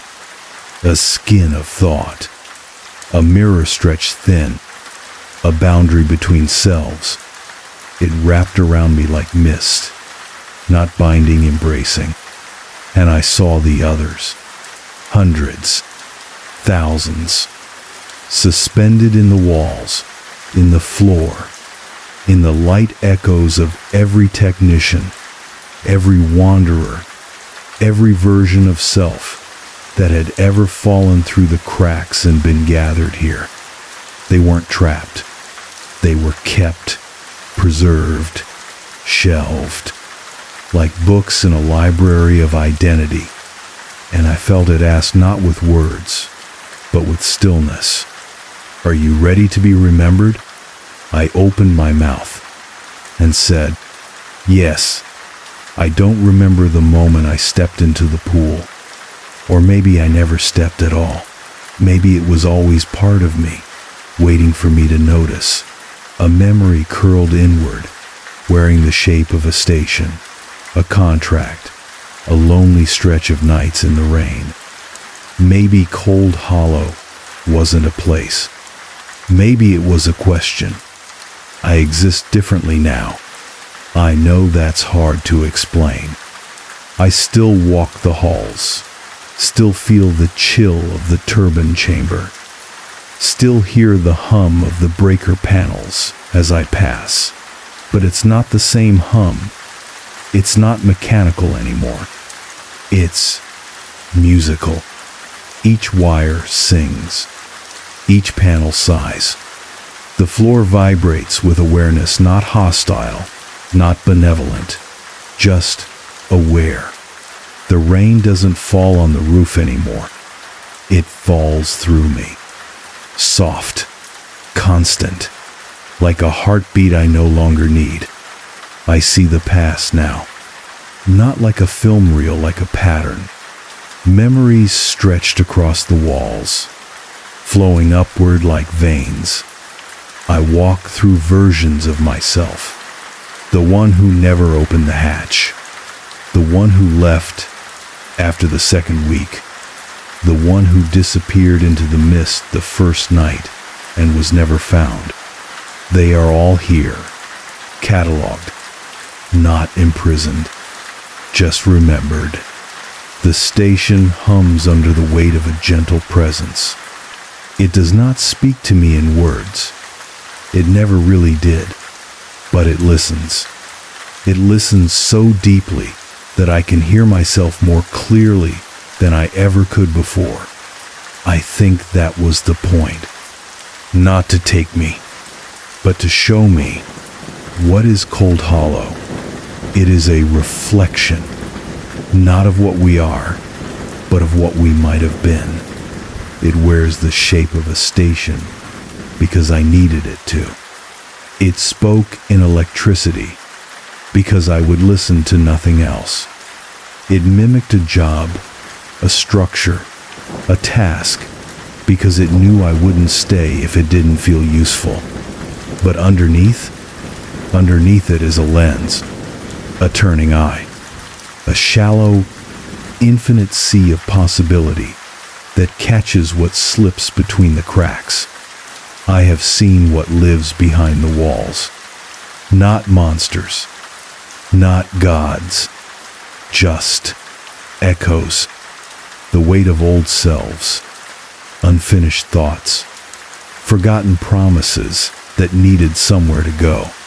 Cold Hollow keeps them because it remembers what we can't. I have a purpose here now. I monitor the lights. I walk the halls and listen for changes in the song. I trace the walls where new memories form, etching names into the cold curve of the chamber where thought and time swirl like vapor. Sometimes, I still see myself, the old self. He walks past on the way to the observation port, tired, coffee in hand. He doesn't see me, but I see him, and I love him because he brought me here.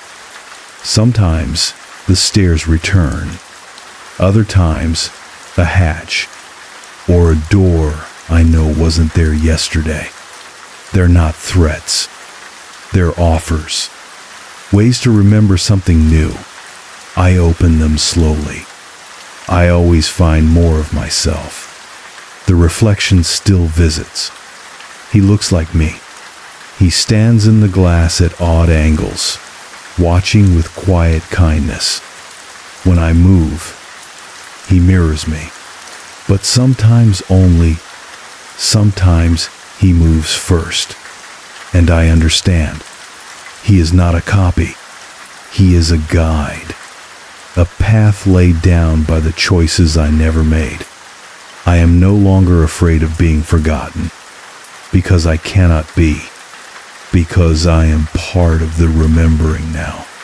If you find yourself here in the rain, in the hum of a hallway that shouldn't be this quiet, in a job that feels like it chose you instead of the other way around, listen. Breathe. Don't run.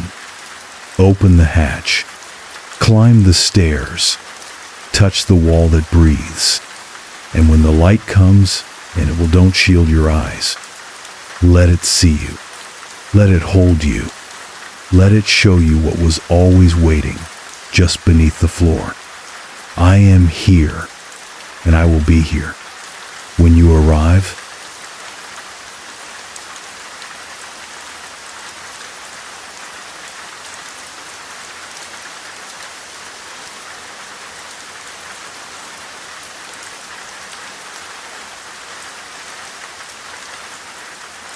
I inherited the house by mistake. Technically, it belonged to my great-aunt Judith, a woman I barely knew and met only twice, both times at funerals. She was quiet, proper, always in long gray skirts and heavy brooches, and smelled of lavender and old books. I wouldn't say we were close. I'm not even sure why she remembered me in her will. But 3 months after her death, a letter arrived in the mail, handwritten, thick stationery, no return address. It read, "The house is yours. Please keep it occupied. Do not let it forget you. No lawyer, no deed, just a key. Heavy, black iron, cold to the touch." At the time, I thought it was a prank. A weird family tradition, maybe. But the envelope also contained an address, an actual address, scrawled in faint ink near the bottom. 88 Marewood Lane, Sycamore Hollow. I'd never heard of the town. Google Maps barely had a pin for it. No photos, no directions. Just a tiny curl of a road far off in the northern woods. where the trees looked like smoke even in daylight. I'd just left a job, another one, the third in 2 years. Burnout, they said. Not enough team engagement. Too many sick days. Not enough smiling in meetings. So I packed what I could fit in the back of my car and drove north. I told myself I was just going to see it, just going to check. If the house was real, maybe I'd flip it, sell it, move on. I didn't plan to stay, but the house remembered me. The rain began before I arrived. Not hard, just steady. A quiet tapping on the windshield that made the trees blur and sway like they were underwater. The road narrowed into gravel, then dirt.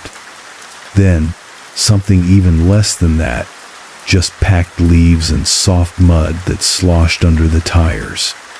Eventually, I found it. The house sat in a clearing too perfect to be natural. A wide ring of trees surrounded it, tall, black-trunked, leaning inward slightly, like they'd grown there on command. 2 stories. Weather-worn siding, a widow's walk on top, dark green shutters, some crooked. Ivy swallowed most of the eastern wall. A small greenhouse sagged off the rear corner, like a collapsed lung. But it was standing, still whole, and the key worked.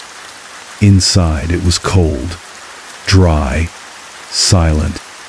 The house smelled like old cedar and faint mildew, not the unpleasant kind, the kind that felt settled, like it had accepted the damp as part of itself. There was furniture, covered in sheets, most of it, but the rooms were arranged. The kitchen had clean dishes in the rack. The fireplace had ash recent. Upstairs, the bed was made. My name was on an envelope sitting on the dresser. Inside was a single sheet of paper. If it rains, stay inside. If you hear it stop, listen harder. You'll know when it begins remembering you. The letter wasn't signed. I spent the first night in silence. No Wi-Fi, no cell signal, no neighbors. The nearest gas station was 20 miles back. I should have left then, but something about the quiet kept me still. Not heavy, not ominous, just complete. Like the air didn't need anything else inside it. Like it was finally finished being full of other people's thoughts. I slept in the upstairs bedroom with the windows cracked. The rain never stopped. When I woke, the mirror across the room was fogged from the inside. The days blurred. I didn't do much. Read a little. Cooked. Cleaned out the refrigerator. Swept leaves from the front steps. The water ran clear. The power worked, though I never saw a line or pole. The town, if you could call it that, was just a crossroad about 3 miles west. A general store, a diner, a church with no name on the sign, a post office that looked abandoned. No one spoke to me directly. They nodded, watched, as if waiting for something they didn't want to see happen just yet. When I told the cashier at the store where I was living, he went still for a moment, then just said, "Don't leave the doors open after dark, even if it's warm." I asked why. He didn't answer, just rang up the bread. The rain never let up, not once. Morning, afternoon, night, always a gentle hiss on the roof, a whisper across the windows. It felt less like weather and more like presence, a companion, or a ritual the house required to stay standing. And then the noises began. Not footsteps, not creaks, something softer, breathing. The walls exhaled at night.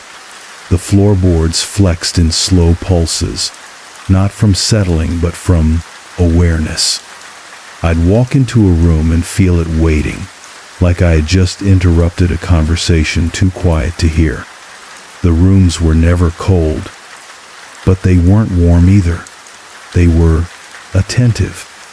I started writing again. At first, in a journal, then on loose sheets of paper I found in the study drawer, yellowed but blank.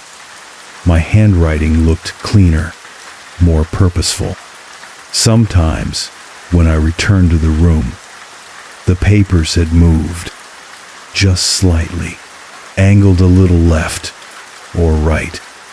Sometimes, with a word underlined I hadn't marked. Once, a phrase rewritten. I didn't remember changing it. By the second week, I stopped checking the clock. Time passed differently inside the house. The rain muted it, flattened it. It could be noon and feel like dusk.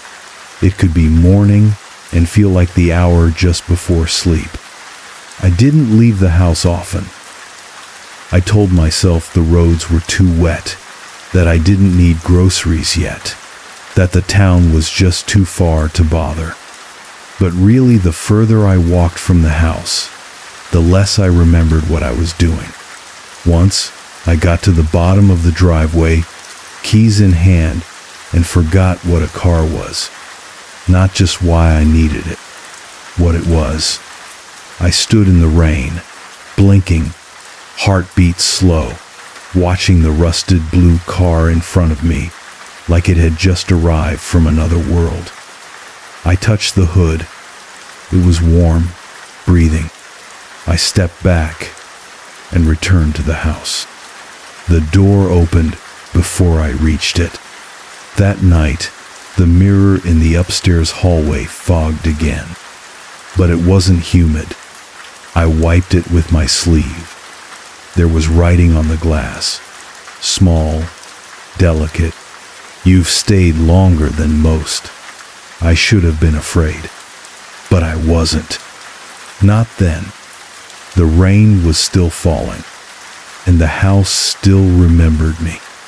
It was around the 12th day that I noticed the rain didn't make puddles anymore. The yard should have been soaked, the forest path thick with mud, but the ground stayed strangely absorbent, like the rain wasn't touching it so much as disappearing into it. The soil remained soft, yet dry beneath the top layer, sponge-like, but not wet. I stood barefoot on it once, curious. The sensation wasn't unpleasant, but it wasn't natural either. It felt like warm breath. The house, too, began behaving differently. At first, it was small things, nothing alarming. Doors left open would quietly drift closed. Shades tugged halfway down would reset themselves neatly by morning. But then came the arrangements. I would leave a mug on the windowsill, find it later on the fireplace mantel. A book I'd place face down would be closed, set precisely at the edge of the table. Chairs turned ever so slightly to face different angles, always toward windows, always toward the rain, like the house was staging itself for someone watching, or remembering how it wanted to be seen. The mirror messages began again. Small sentences, faint, always in the hallway glass, never carved, not written in steam, just there, like impressions in memory. The longer you stay, the easier it is to hear. Rain keeps it quiet, but not empty. It doesn't forget, it just waits. Each time, the words would vanish the moment I blinked. I told myself it was just isolation, too much solitude, too much weather. I hadn't spoken aloud in days, except to myself. Even then, my voice felt out of place, as if the walls were absorbing it, or choosing not to echo it back. And yet, I never felt alone. Not quite. There was a tension to the air, a gentle readiness, like every object in the house was waiting for a cue I didn't understand. One morning, I found the front door unlocked. I hadn't left it that way. I was sure of it. I remembered the sound of the lock turning the night before, the satisfying click, the sense of safety that followed. But now, it stood ajar, just barely. Outside, the rain fell gently. The trees bowed toward the house like listeners straining to hear a whisper. I stepped out, walked slowly to the edge of the porch, and noticed something odd. The trees had moved, not in the wind, not as they swayed. They had repositioned themselves. There were more now closer than before, tighter, narrower, as if the clearing had shrunk, ever so slightly. I took a single step onto the grass. The rain hissed louder, suddenly, like static, and the sensation that met my foot wasn't soil. It was fabric, soft, rippling, cool, like stepping on a memory trying to hold its shape. I retreated, closed the door. The latch clicked itself into place. I began hearing music. Not melodies, not instruments, just notes, here and there, hanging in the air like dust in late light.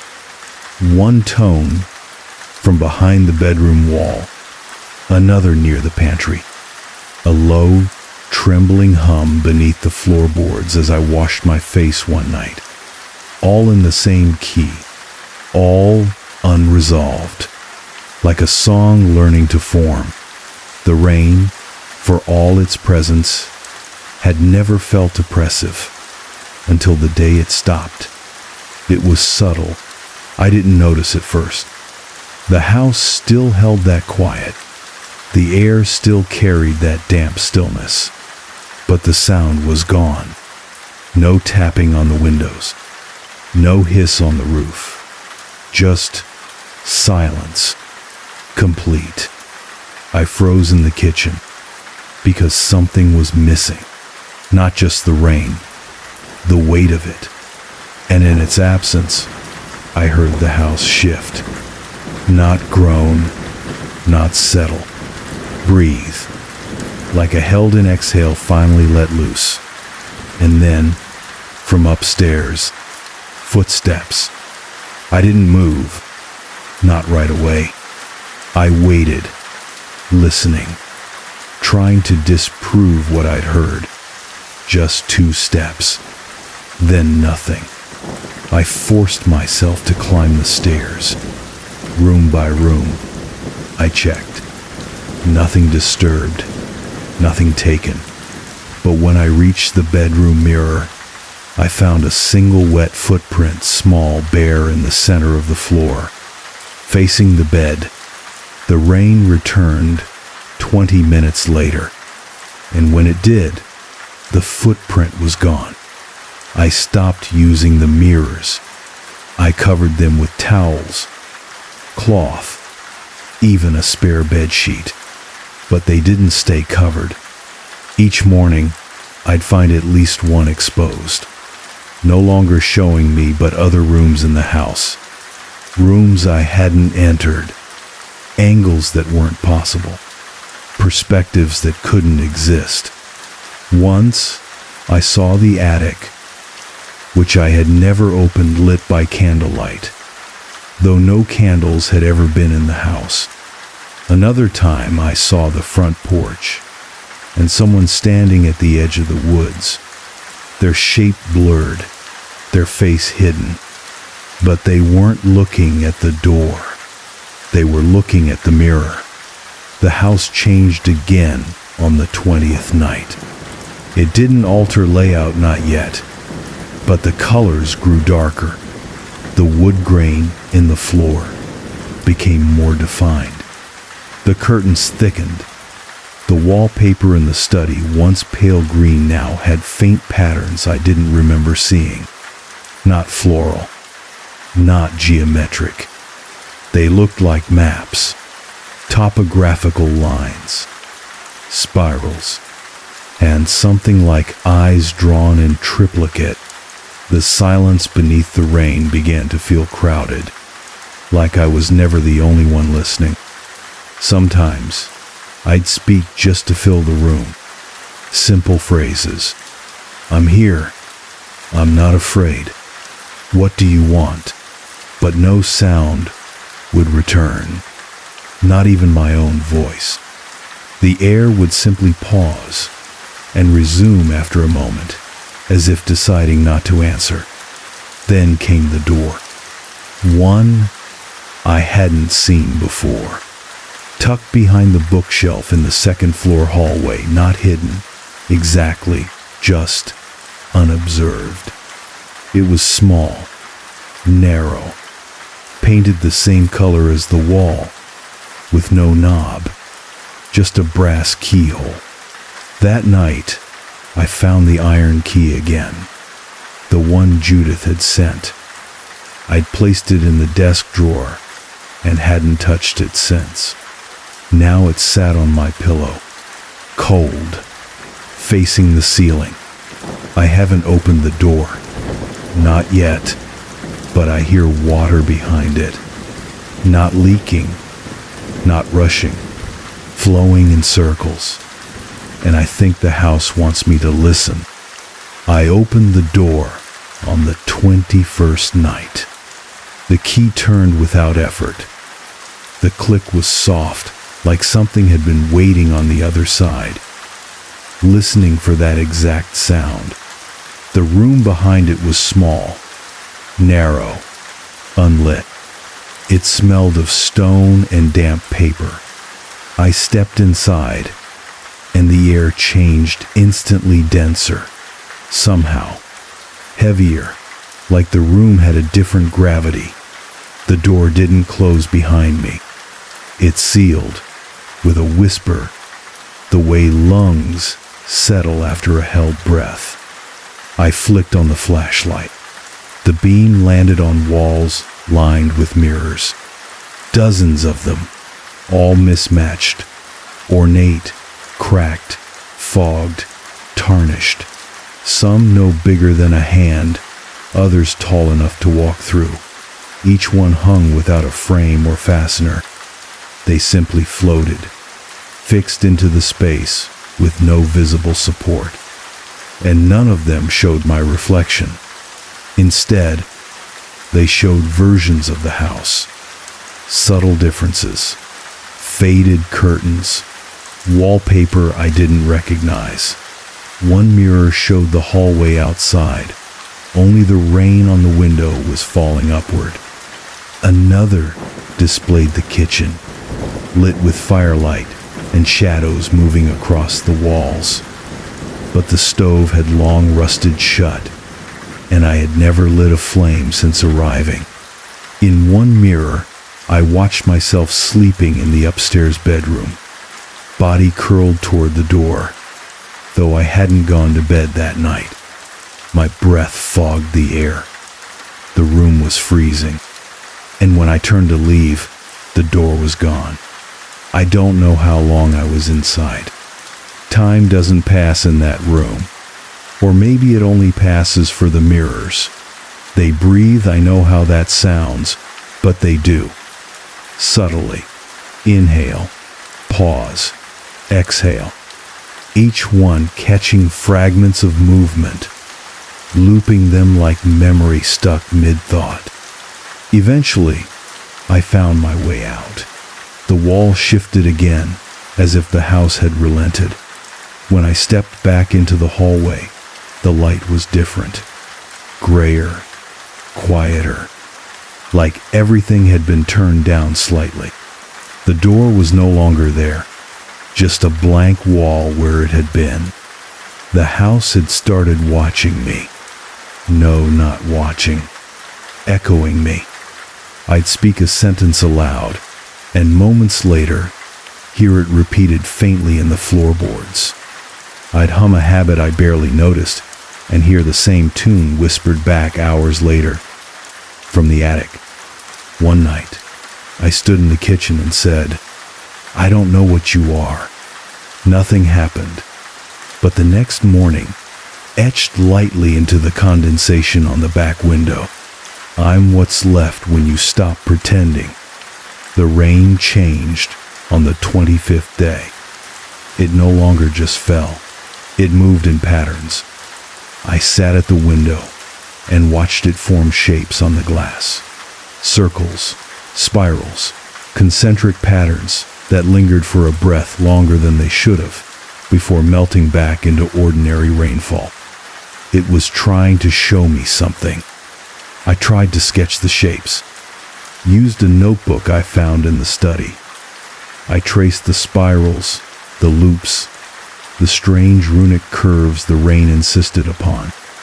By the third page, the lines began forming on their own. I'd wake to find a new page filled in, always neat, always centered. Once, I saw my own handwriting, saying, "It remembers you now, and you're remembering it." The floor plan of the house began to shift. Doors led to rooms that hadn't existed the day before. Stairs curved differently. The kitchen window, always east-facing, now looked south, onto trees that moved too slowly. Once, I walked down the stairs and passed myself walking up. We didn't look at each other. We didn't need to. I no longer questioned it. I found the basement 2 days later. There had never been a basement. Not on the blueprints. Not in the original letters. But there it was, a door in the pantry floor, uncovered by a jar that had shattered on its own, revealing a rusted iron ring beneath. I opened it. The scent that greeted me was old water and something else, something like metal that remembers blood. The stairs were wooden, soft, with moisture. I descended slowly. Below was not a basement. It was a cavity, wide, round, uneven, carved directly from the earth beneath the house, like a fossil chamber dug from memory itself. The walls dripped with dark condensation, and across the floor, mirrors grew like mushrooms sprouting at angles, many cracked, all humming faintly. In the center of the room was a well, dry, lined with stone that glistened without light, and inside not water, but darkness, so still it bent the air around it. I peered over the edge, saw nothing, and then something blinked back. I fell backward, slammed against the floor. The mirrors didn't break. They simply vibrated, as if in approval, as if saying, "You saw it now. You're part of it." I left. I sealed the door. It hasn't reappeared. The rain speaks now, not in words, not exactly, but in phrases, repeating rhythms, cadences that line up with my thoughts before I think them. I hear questions in it. I hear instructions. I hear lullabies. It sings me to sleep now, and when I dream in reflections. In the mirror room, yes, it came back. Behind a different door, I stood before a new mirror, larger than the rest, white as a wall, black as ink, and I saw myself. But it wasn't me. It was the house wearing me. It smiled, and I understood something. The house doesn't want to hurt me. It doesn't want to trap me. It wants me to remember. Remember what? Everything. The people before me, their lives, their faces, their regrets. They're still here, stored in the walls, preserved in the mirrors. Judith, the ones before her, even strangers, wanderers, who stayed a night and disappeared, their faces echoing through the floorboards. The house keeps them, not out of cruelty, out of mercy, because forgetting is the first death. Now, I walk the halls and feel it pulse beneath my feet. When I speak, the house breathes back, and when I weep, and yes, I do sometimes, without knowing why the rain softens, it falls slower, warmer, like a hand on my shoulder. I am not alone. I never was. The house is not haunted. It is the haunting, a vessel for all that memory can't hold, a place where the forgotten go to remember themselves again. And now I remember, too. It began with the mirrors, not the ones in the hall or bedroom. I had long since stopped looking into those.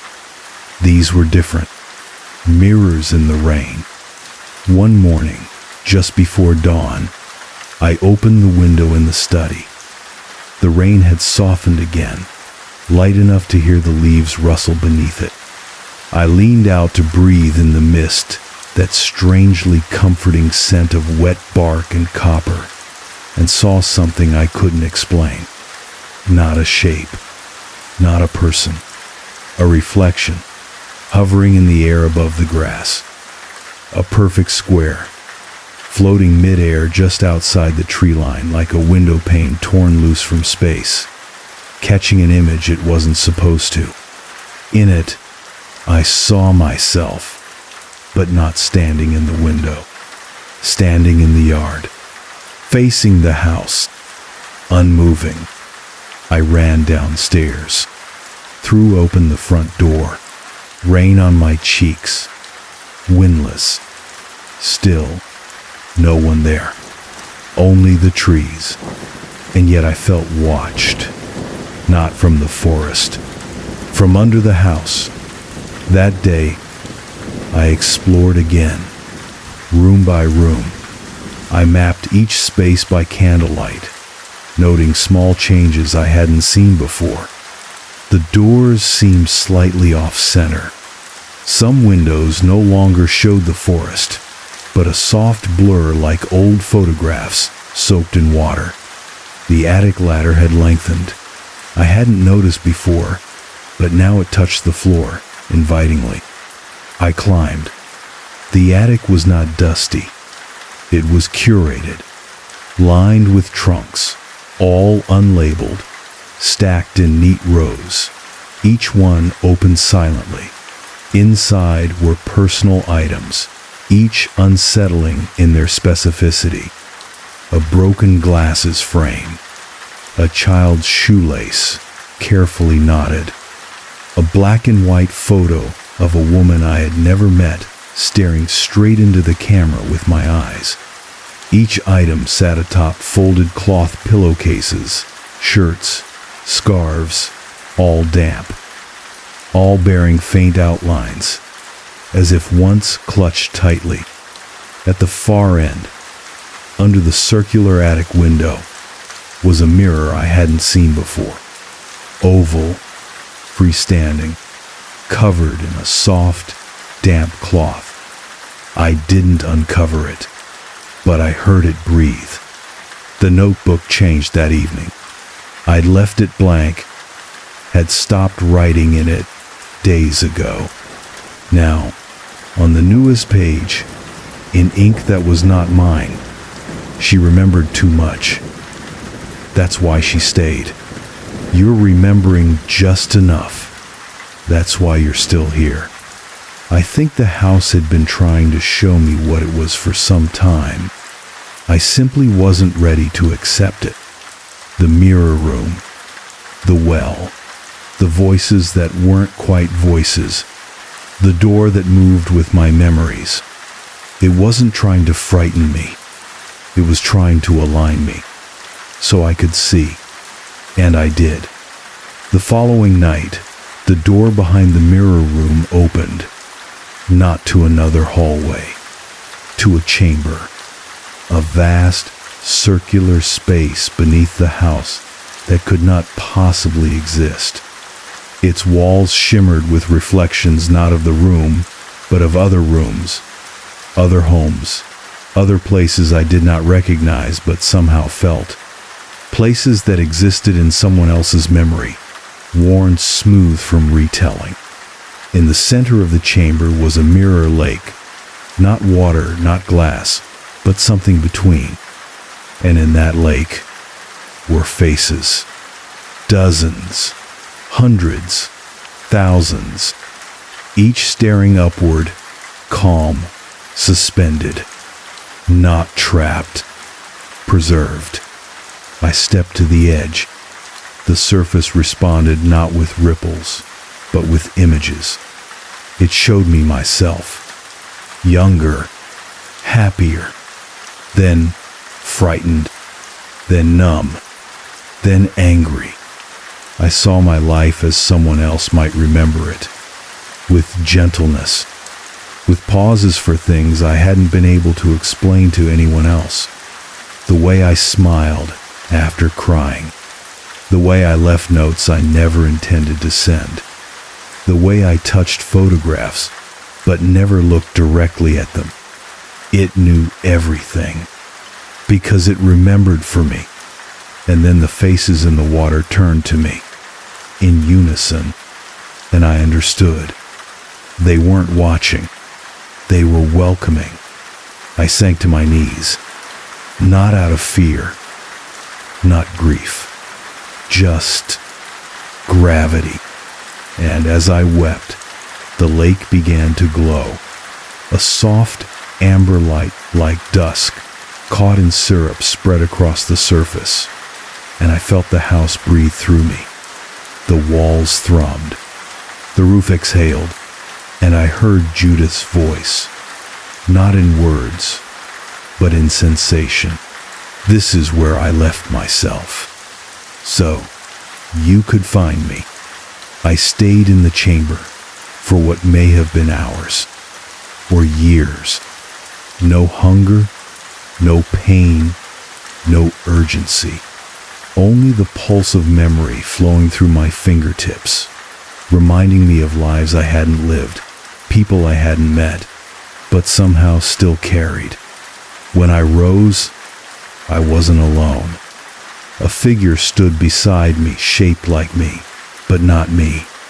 A memory of who I had been before coming here. It nodded and walked into the lake. I followed it up the stairs, back through the mirror room, into the kitchen. Everything was quiet, normal.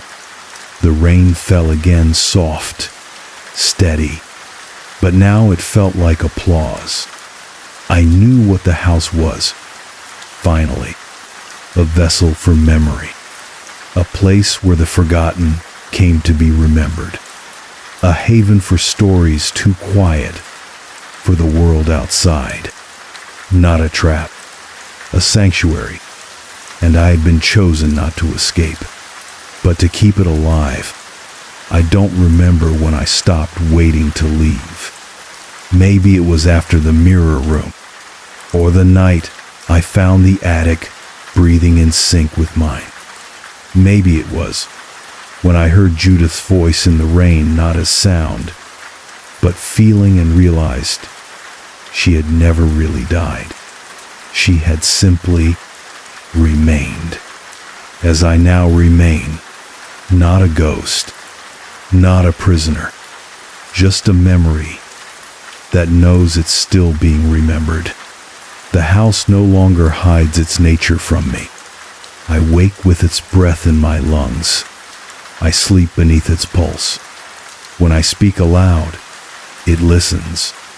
When I cry, it rains. Not because it's sad, because it understands. I'm not alone here. Not anymore. Sometimes I see others in the corner of my eye, blurred silhouettes just outside the windows, standing in the mist, waiting, curious, maybe versions of me, maybe strangers who never made it this far, maybe echoes of those who once tried to forget but never could. They don't speak, they don't move, but I feel them. Their longing, their weight. The house remembers them too. And sometimes, rarely, I see Judith. She walks the upper hallway barefoot, always looking at the walls like they're paintings she's trying to recall from childhood. She never turns. Never needs to. I already know what she would say. The mirrors have stopped reflecting altogether. Now they shimmer, soft and low, like candlelit pools. I glance at them as I pass, and they show me things I hadn't dared remember. People I loved and lost. Rooms I left behind in grief. Long summers filled with laughter I'd convinced myself weren't mine. The house restores them. Not just for me, through me, because it remembers everything I was too afraid to carry. I tried writing a letter once, to the outside, to explain what I'd found, but the page dissolved, not burned, not vanished, just softened, folded itself into the rain, as if the house was saying, "They won't understand. You don't have to explain anymore." I walk the halls now, not with fear, but with purpose. There are rooms I hadn't noticed before, hallways that open gently, slowly, waiting until I'm ready. Each one holds a memory, not just mine, others. A woman singing in a language I don't know. A boy sleeping on a porch while fireflies drift through a screen door. An old man writing names in dust before forgetting his own. The house keeps them all. Not as stories, as truths too fragile for the world. The attic is warm now, no longer a chamber of echoes. It's a watchtower overlooking the sea of trees that surround this place. Each night, I climb its ladder and sit at the window, rain soaking the glass, and I listen. Not to the world outside, but to the space between things. The place where grief hums quietly, and the house answers. I have no need for clocks anymore. The house has its own time, its own rhythm, and I move with it, one moment to the next, one breath after another, like rain. If someone comes after me, and I believe they will, I hope they listen, not just with their ears, but with their bones, because the house speaks in silence. It teaches with stillness, and if they stay long enough, it will remember them, too. So if you hear footsteps when no one's home, don't run. If you see your own face in the rain, don't turn away. If a door opens where none existed before, step through. And if the house offers you a mirror that doesn't reflect, look closely, because what you see may be the version of yourself you thought was lost forever. I am still here, not alive, not gone, not haunting, just held. And so is Judith. And so are all the others who needed a place to belong when memory failed them. We are the ones the rain carries, the ones the house keeps safe. You may not remember me, but the house does, and that's enough.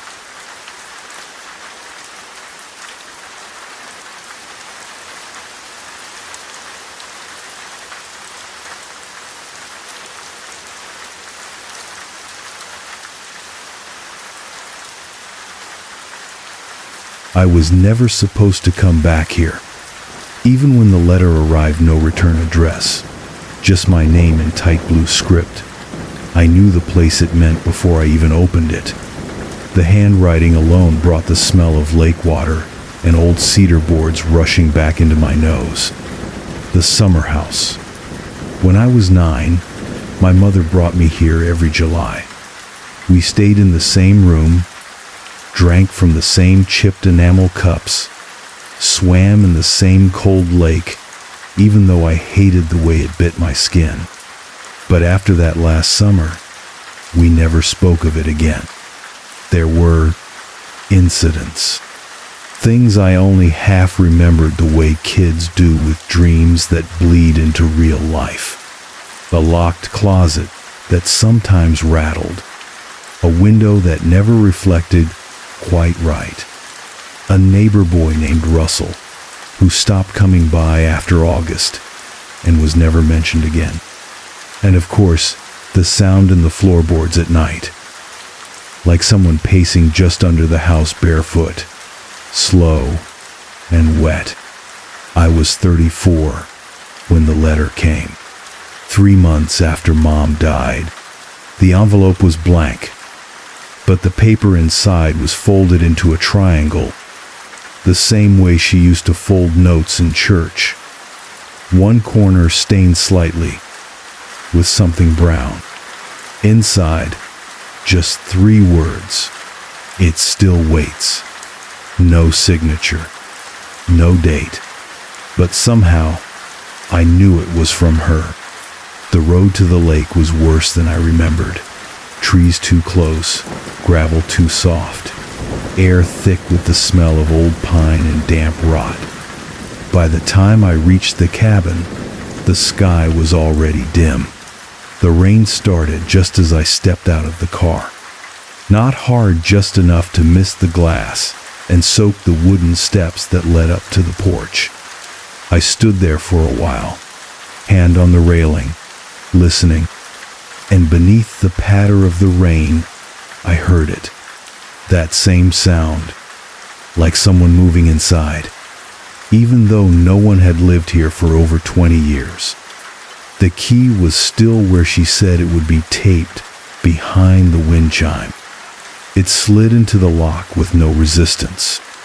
The door groaned open, and the house exhaled.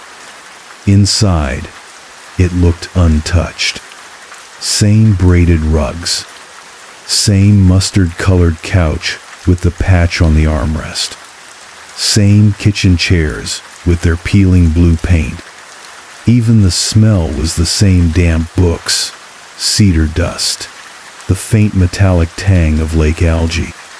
It was like the house had been holding its breath since the day we left, and now it was waking back up. For me, I lit a single lamp and unpacked my things. I hadn't brought much, just clothes, a toothbrush, Mom's old diary, and a box of things she never let me see as a child labeled, "Do not open." I hadn't opened it yet. Even now, I wasn't sure I wanted to. That first night was quiet. Almost too quiet. No crickets, no frogs, just the rain tapping on the roof and the distant, constant hush of the lake. I slept lightly and dreamed of footsteps, not outside, beneath. In the morning, I found the hallway door ajar, the one that always stuck in the frame. I was sure I hadn't opened it. It led to the back bedroom, the one we never used.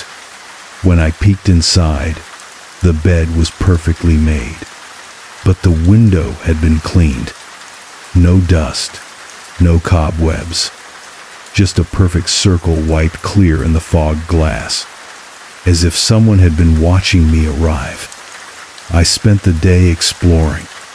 Outside, the dock was still there, warped and graying, but holding strong.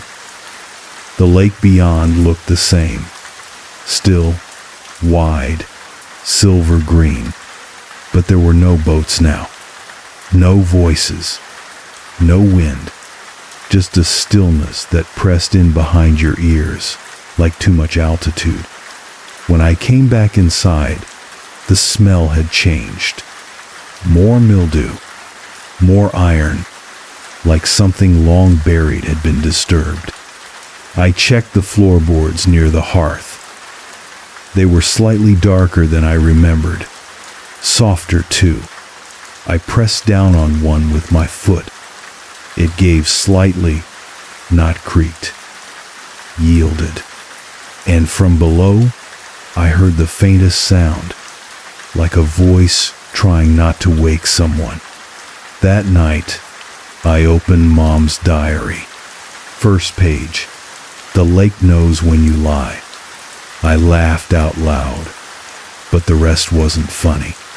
She had written about Russell, said he hadn't just disappeared, said something had come out of the lake that August, something that wasn't him anymore. She wrote that she kept seeing him at the edge of the trees, weeks after the sheriff had called off the search. She wrote that he called her name in my voice. I slammed the diary shut. Too fast.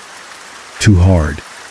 When I looked up, the lamp had flickered, and on the fogged window, there was another circle wiped clean.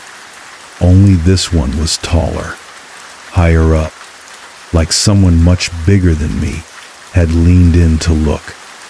I haven't slept since. I lie in the bed, listening to the floorboards, to the rain, to the way the house seems to shift when I breathe too loud. I think it remembers me. I think it's glad I came back. The second morning began with silence. Not peace, not quiet. Silence. The kind that fills your mouth and lungs when you open your eyes and something is already wrong. I didn't move at first. Just lay there under the blanket, staring at the ceiling, feeling the weight of the house around me, like it was leaning in, listening. The window beside the bed was fogged again. I sat up slowly and looked. Another circle, larger, sharper, finger drawn. I was sure now. And this time, there were smudges. 2 parallel streaks beneath the curve, like someone had pressed their lips to the glass. I walked the house before breakfast. Nothing was out of place, exactly, but everything felt a few inches off. The books on the shelves weren't the ones I remembered. The rug in the hallway seemed longer. The kitchen sink dripped once every 13 seconds. I counted. And in the back bedroom, the made bed was now unmade, crisply, neatly, like someone had just risen from it. I told myself it was memory playing tricks, childhood impressions bending adult perception. But then I found the footprints, bare, slick, leading from the bathroom toward the cellar door. Not mine. Too long, too evenly spaced, and wet, still glistening slightly, even though I hadn't used that part of the house. The cellar door was closed, locked. I tugged gently at the handle. No give. And then I heard it, a soft knock from the other side. 3 beats. Slow. Careful. Like testing something. I didn't answer, but I didn't leave either. I just stood there, hands still on the knob, until the knocking stopped. I spent most of the day on the porch. The rain had lightened to mist. The lake was glass, but I kept thinking of the knock. The rhythm. It wasn't random. It felt like it was waiting for a reply, a code, back inside. I opened Mom's diary again. Toward the back, she'd scribbled a series of numbers in no context, just line after line. Many were crossed out, but one was circled twice. 3, 1, 3. I remembered it immediately. The tapping game we used as kids. 3 knocks, pause, 1 knock, pause, 3 again. Our little secret password for identifying each other at night when we got scared. Why would she write that down? Why now? That night, I couldn't resist. When the house grew dark and the floor began to creak slow and careful, like steps in water, I walked to the cellar door. I waited, and then, gently, I tapped.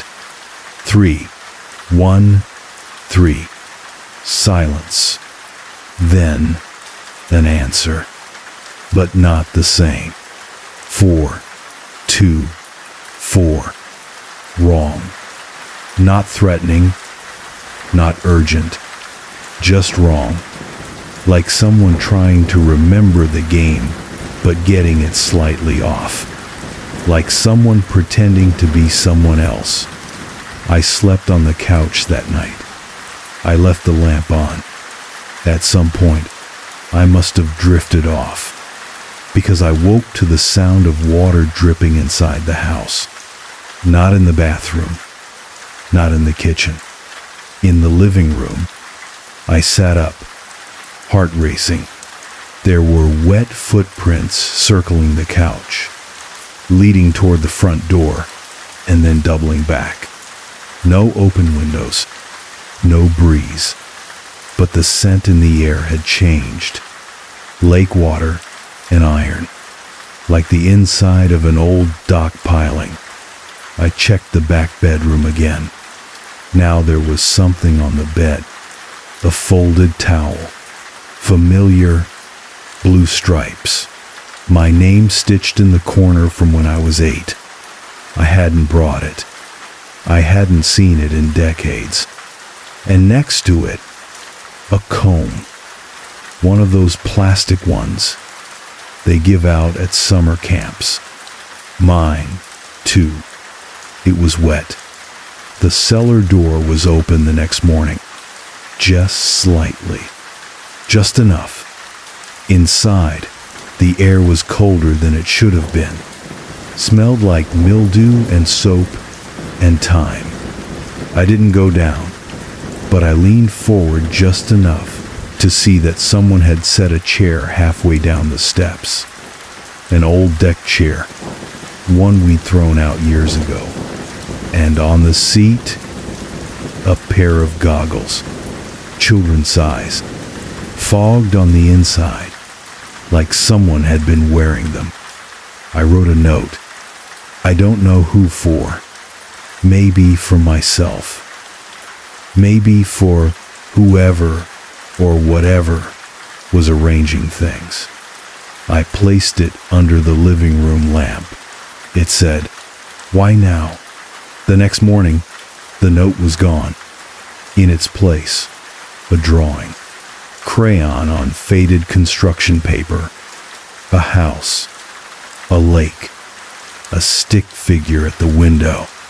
Another figure beneath the house, smiling. I haven't opened the box Mom left yet. The one marked, "Do not open." But I can hear something inside it now. When I walk past, it ticks, like a clock, or a metronome, or a heartbeat measured against wet wood. I set it in the fireplace, just to be safe. But I haven't lit a match. I dreamed of Russell last night, not as a boy, as something taller. He stood on the dock, dripping wet, wearing my old camp shirt, the one that tore when I fell on the rocks. He didn't speak, but his mouth opened, and from inside came water, dark, endless, flowing upward, like the lake had been inside him all along. I woke up coughing, water on my pillow, but I hadn't been crying. The rain hasn't stopped. It falls straight now. Not driven, not playful, just steady, as if it's being poured, deliberately, by something that doesn't want me to leave. I woke this morning to the smell of algae and burnt sugar, the kind of scent you only notice in the instant before something terrible begins. I was in the back bedroom. I don't remember walking there. My pillow was damp. The sheets were clean, too clean. New. But I didn't bring anything new. And on the windowsill was a bowl of lake water, perfectly still, with a single petal floating in it. I didn't touch it. I just closed the door and left it that way. But all morning, I could hear the bowl, not moving, breathing. I opened Mom's box. I had to. The ticking had stopped, and I was scared it meant I was already too late. Inside were old things, childhood things, a lock of my hair in a paper envelope, a photo of me on the dock, barefoot, holding something I can't quite recognize, the edges of it blurred like it had moved too quickly to be captured on film. A small, wrapped bundle of cloth. When I unwrapped it, I found a stone, flat, round, etched with lines, spirals. My hands began to shake. I didn't know why, until I turned it over and saw the word carved into the back. Stay. I placed the stone on the kitchen table and backed away. By the time I looked again, it was gone. The cloth was still there, but the stone had vanished. The cellar door was open again, all the way this time. I went down. I don't remember deciding to only that my feet found the steps before my thoughts did. There were more than I remembered, more than could possibly fit under the house. I counted 43 before I stopped. The air was wet, sweet, pressed close, and then I heard the chair. It creaked. Once, like someone shifting in it. Then, a soft scrape of metal across wood. When I finally looked, the chair was empty, but the goggles were gone, and on the floor, a trail of water led into the dark. I followed it. Of course I did. Down a hall that hadn't been there before. Tight walls lined with soaked wallpaper. The pattern was familiar. Blue sailboats. I hadn't seen it since I was 10. It was on the walls of my childhood bedroom. At the end of the hall was a mirror. Cracked. Tilted. But it reflected the hallway clearly. And in the mirror, I saw myself. Standing, but smiling. Too wide. And not blinking. I raised a hand. So did it. But it was slower. Off by half a second. When I turned away, the smile lingered behind me. That night, I didn't sleep. I sat in the living room with the lamps off. I let the house be dark. Let the house be honest. And I listened to the walls, to the dripping, to the soft, rhythmic shift of water under the floorboards. There's something down there. Something waiting, but not hiding. Inviting. Around midnight, the fireplace lit on its own. No flame, just a red glow. And in that glow, I saw shadows begin to move. Shapes I knew. My mother, Russell, me, smiling, always, each taking turns sitting in the chair, each holding the stone, each whispering a word I couldn't quite hear, until I leaned closer and I heard it. Stay. The next morning, the front door was open. No footprints, no wind, just open. And at the end of the dock stood a figure, small, soaking, facing the lake. I stepped outside. The rain stopped as I did. It was like walking into a bubble, a pause in the world. The figure turned. Russell, still 9, still in the same red swim trunks. His eyes were completely black, but he smiled like he remembered me.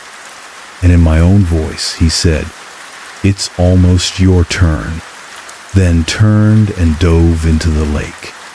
The water didn't ripple. He just vanished. The bowl on the windowsill now holds 2 petals, and the water is darker. I tried to leave, packed a bag, locked the door, got in the car, but the road was gone, replaced with trees, solid, old, the kind of trees that don't move for people. I turned back. The summer house was closer than it should have been, as if it had followed me, or I'd never really left. When I returned inside, the floor was dry, the cellar door shut, everything normal. But the photograph on the kitchen wall, the one of Mom holding me at the lake, had changed. Her face was the same. Mine was not. It was older. It was now. That night, the voice came through the vents. Soft, careful, gentle. It said, "We only keep the ones who belong." And I whispered back, "I never did." It replied, "You always did." When I looked in the mirror again, the reflection smiled first. And this time, it didn't stop. The bowl on the windowsill is full now. No petals. Just water. Black and still. Like a hole in the glass. When I leaned closer this morning, I saw my face in it. But not the one I know. Older. Pale. Eyes completely dark. And smiling. Not a warning. A welcome. I haven't spoken aloud in 3 days. I'm afraid my voice won't sound like mine anymore. Afraid it might echo back wrong. Or too well. The house doesn't breathe the same.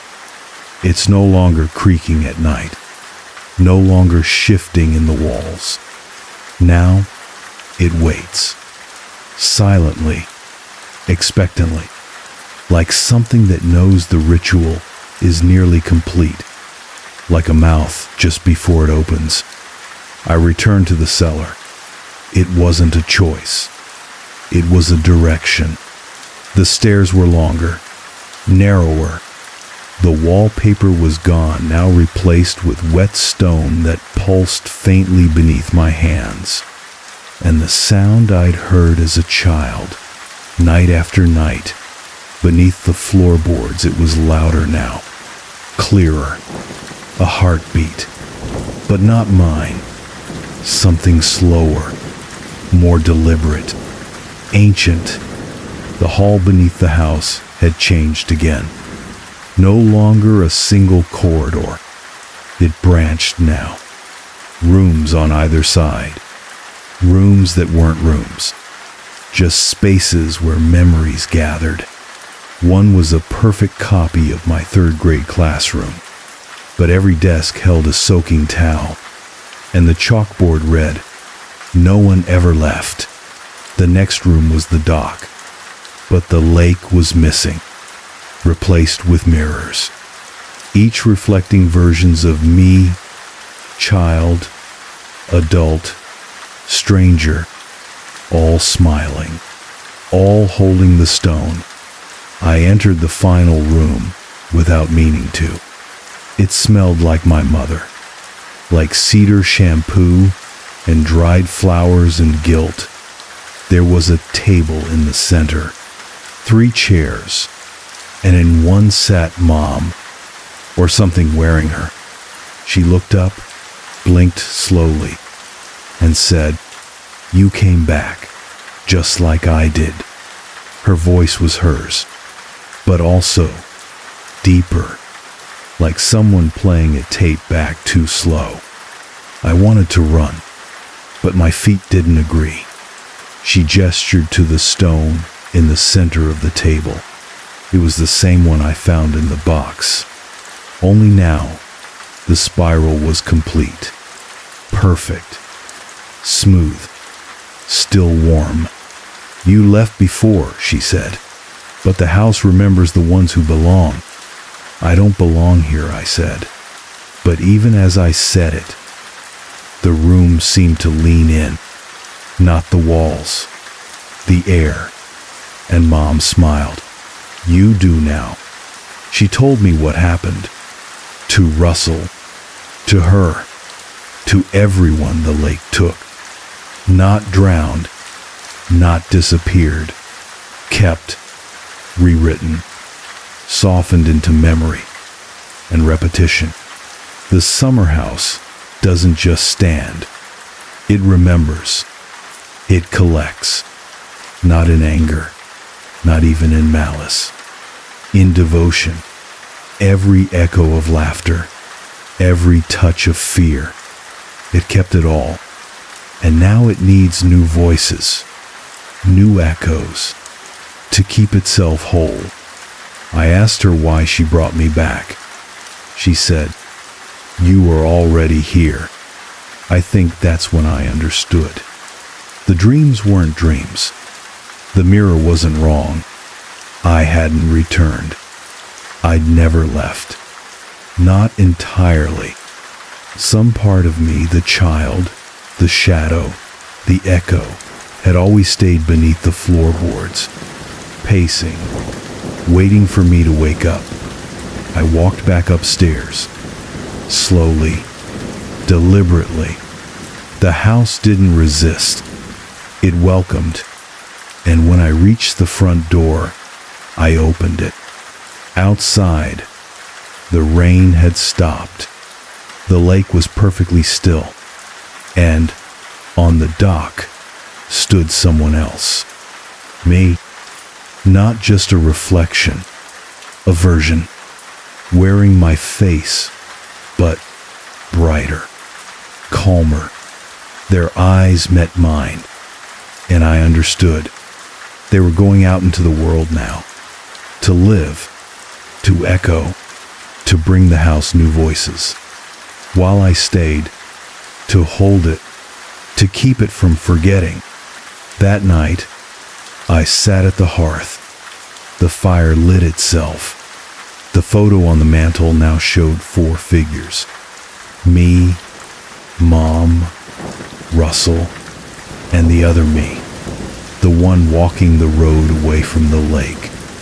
I smiled, and the house smiled back. It's been raining for days now, or maybe no time at all. I don't keep track anymore. The clocks have stopped ticking. The floor no longer creaks. The wind doesn't reach this far into the woods. But the house hums softly when I breathe, and it always breathes with me. I don't remember what day I arrived. I don't remember leaving the road, just waking here, as if I've always been sitting in this chair, facing the fire, hearing the boards shift above me like old memories settling in.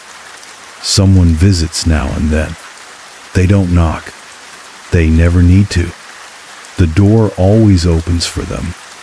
Sometimes they're lost. Sometimes grieving. Sometimes simply quiet in a way the world no longer allows. And the house knows. It reaches for them gently, lets them rest, lets them listen, lets them remember. They always ask the same question: how long have you been here? And I always answer the same way: long enough to know the house won't forget you. Then I offer them tea and silence. And sometimes, if the rain is heavy, a story, usually not mine, but close enough. The mirror no longer reflects faces, only familiarity. Sometimes it shows the lake. Sometimes it shows a childhood bedroom.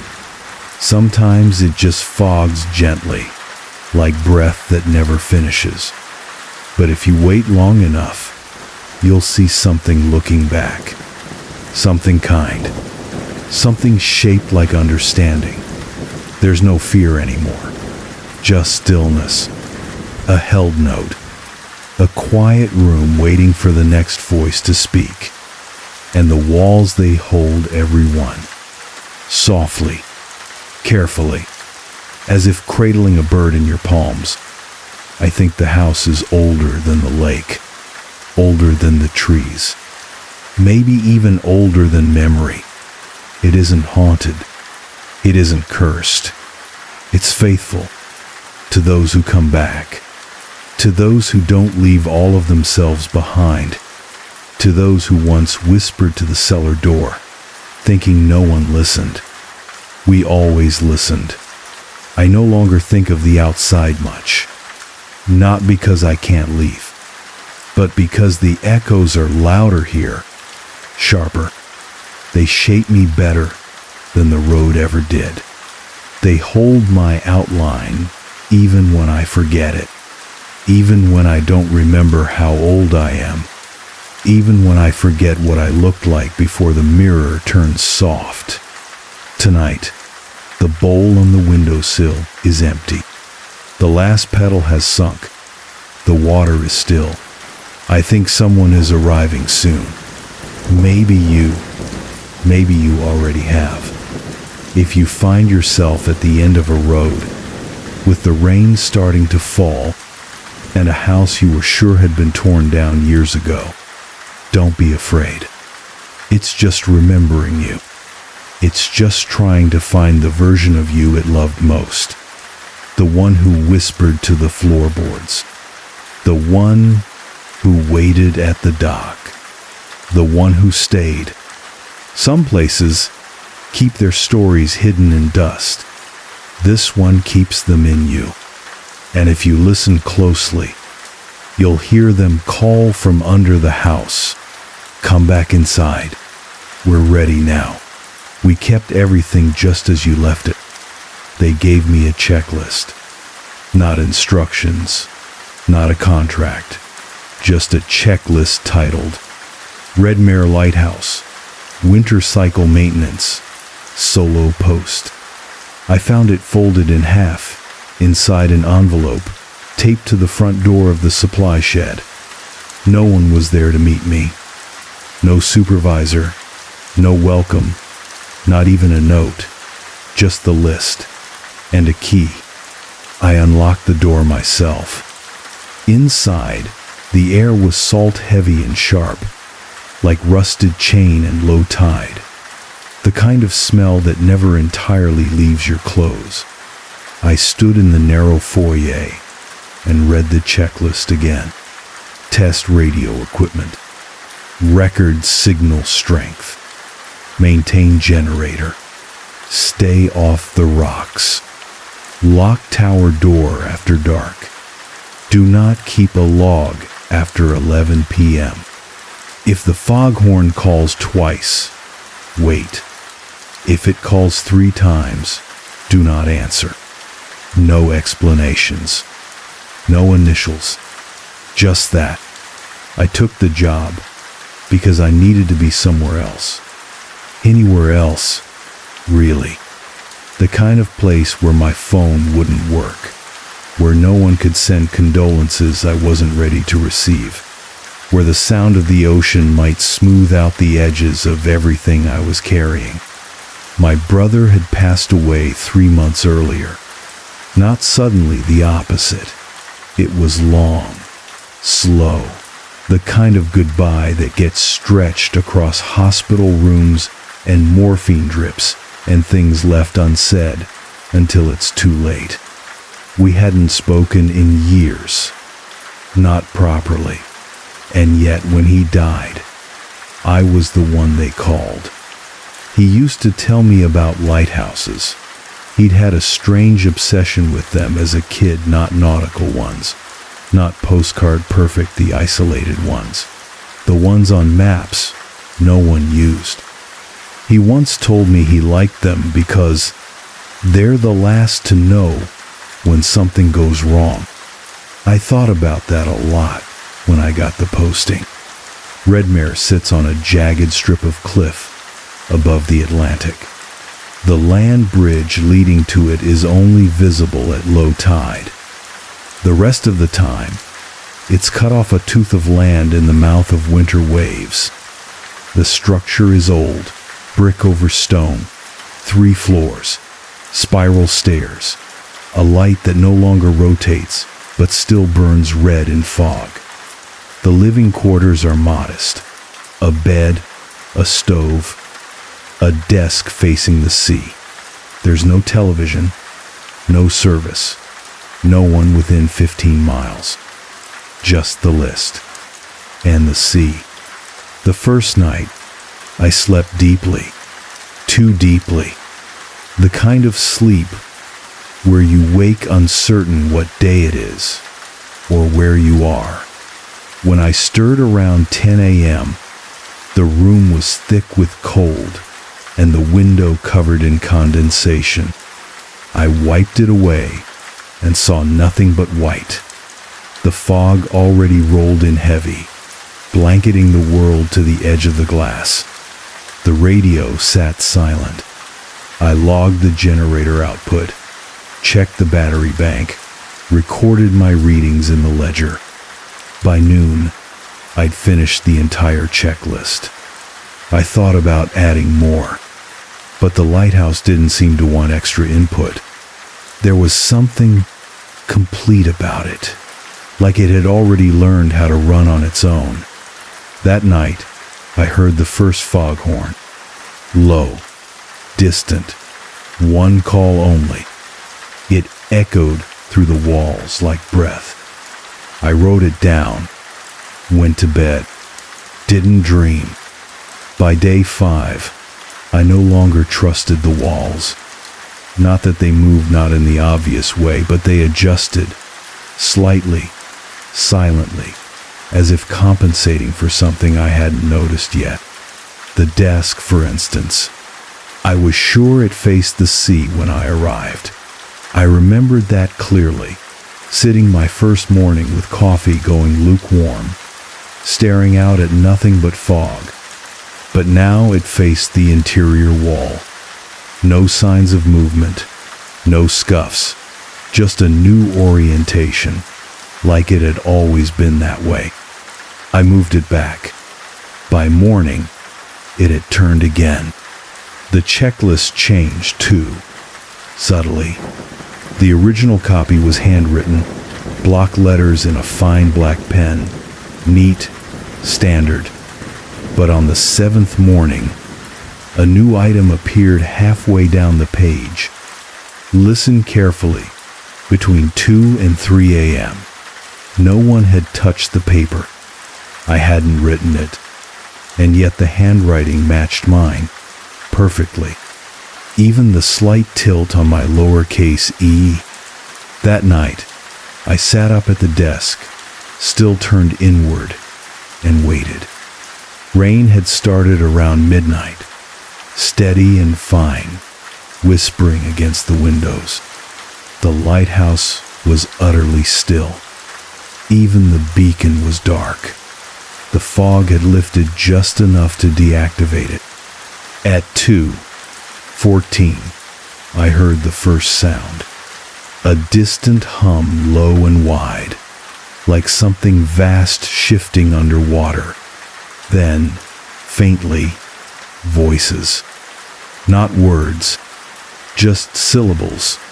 rising and falling in rhythm. It sounded like a choir warming up through static. I leaned toward the window. Nothing but night. But the sound wasn't out there. It was in the walls, vibrating through the beams, tuning the glass. Almost like the lighthouse was practicing a voice. The next day, the fog returned. Heavier, colorless, a full whiteout from every angle. The edge of the cliff was gone, the sea swallowed whole. I logged my readings, made coffee, and when I returned to the checklist, a new note had appeared at the bottom. Don't turn around during the third horn. There had been no second. That night, at 1:56 a.m., I heard it. The second foghorn. Not faint, like before, closer. Hungrier. It didn't echo like the first. It lingered, vibrating the pipes, making the floorboards shift under my boots. I waited for the third. None came, but I didn't sleep. Not well, because I woke at 4:09 a.m. with the blankets folded, perfectly, hospital corner tight, and I never make my bed. The journal I'd brought to keep myself anchored, small, leather, stitched, began to fill on its own. Not whole pages, just phrases at first. We remember what you forget. Do not record what cannot be kept. The light must remain unspoken. Stop logging in. Ink. Then, drawings. The lighthouse viewed from above, but distorted, wider at the base, with rooms that didn't exist. One spiral extended downward, below the rock. On the 10th morning, the foghorn blew once again. Just once. Low, barely audible, but this time, the checklist was already updated. I didn't notice at first, only when I flipped it over, looking for the last day's entries, and found 3 new rules handwritten in the margins. If the light shines red after 4 a.m., close your eyes. If you see your reflection in the beacon glass, do not wave. If something else is in the stairwell, do not descend. I stood at the bottom of the tower for nearly an hour that night, listening, waiting, but the stairs remained empty. The red light never turned on. Still, I couldn't shake the feeling I was being trained for something, that the lighthouse had started timing me, like I was part of a routine it had run through many times before. By the 12th night, I began waking to completed logs I didn't write. Each morning, the maintenance ledger would be filled in generator readings, wind speed, tide schedule, even signature, in my handwriting. But I remembered only fragments of the night before. How I had started the entries, how I had blinked, and suddenly they were finished. Dates accurate, details correct, but distant, like watching a recording of myself doing it rather than remembering the act. I stopped using the journal. It kept answering me. I'd write a single line. I didn't hear the horn last night. And the next page would contain, you did. You just weren't supposed to respond. One night, I tore out a page and burned it in the wood stove. The next morning, the entry had returned. Same handwriting, same ink, just slightly. Earlier in the book, the beacon began to rotate again. I never turned it back on. One evening, around 3:00 a.m., I climbed the tower out of habit and found the entire mechanism humming softly, the lens sweeping in a perfect arc, despite the switch at the base still flipped off. I stood in front of the glass, watching the red light pass across the fog, and for a moment, I saw my own reflection not mirrored exactly, but delayed. It moved just a half second too late. Then, it smiled. I hadn't. That night, the foghorn called 3 times. Soft, measured, from far out at sea. I froze, remembering the checklist. If it calls 3 times, do not answer. So I didn't. But the tower shook anyway, just slightly, as though disappointed. On the 15th day, I discovered the second journal. It was tucked beneath the floorboards of the sleeping quarters, wrapped in oiled canvas. The leather was worn smooth, pages soft, stained with seawater, and on the inside cover, in faded ink, R. Loring, winter cycle, year unknown. I read it cover to cover. The writing started strong, technical, observant, then gradually shifted. Shorter entries, stranger phrasing. By the halfway point, the tone had changed entirely. The lighthouse is teaching me to stay still. It hums when I forget things. I am being overwritten. When I look in the window now, I don't always see me. She speaks through the fog. Her rhythm is the horn. The final page simply read, "I've finished logging." She logs me now. I couldn't sleep that night. Every shadow seemed to ripple, not move, not grow, just shift in tone, like they were listening. The red light flickered once, twice, then stopped. And in the dark, I swear I heard footsteps in the stairwell, not approaching, just waiting. On the 17th morning, I awoke to a sound I couldn't place. Not the horn, not the rain. It was soft, mechanical, typing. I followed it to the desk. The typewriter I hadn't touched since arriving now, tapping by itself. Each key pressed slowly, deliberately, spelling out, "I have learned your walk. I have learned your breathing. You are almost still enough." Then silence. The ribbon wound tight. No power. No hands. Later that day, I tried to find the land bridge. Low tide had just passed. But the path was gone. Not submerged. Gone. Only jagged, seaweed-streaked rocks stretching for miles. No signs of the old wood planks. No trail markers. Just ocean. Flat and endless. I stood at the edge for a long time, the cold creeping up my legs.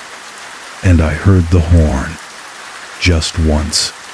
From directly behind me, I returned to the tower and found a new checklist on the desk. Typed, no handwriting, no stains, fresh paper, and at the top, Cycle 2, Replication Stage. It listed tasks I'd never done before. Stand at the beacon for 3 minutes.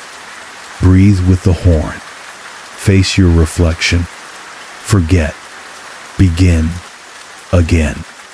At the bottom, in small gray type, you are not the first, but you're the clearest. The 4th horn call didn't come from the sea. It came from below. Somewhere deep in the foundation, lower than the fog, beneath even the bedrock. It was lower in pitch, too heavier, like a pulse made audible, a heartbeat inside the tower. I had been logging my days without realizing how long they'd been, because the sky didn't change anymore. Not truly. Cloud, fog, rain. Cloud, fog, rain. Red light, white sea. Red light, white sea. The checklist updated daily. Always typed. Always precise. The tasks had changed. I wasn't maintaining anything anymore. Now the list simply read, sit in the beam for 1 hour. Say nothing until after sunrise. Let the glass remember your face. Echo your last words. Do not speak after the 3rd repetition. Do not listen to the version at the top of the stairs. That night, I climbed the tower and looked for the reflection again. It was already there, waiting for me. Not moving, just watching. The glass had lost its reflective quality. Now, it was a window, and behind it, a room identical to mine.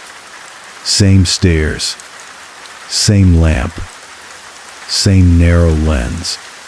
Only this time, I saw the version of me I hadn't quite realized was missing.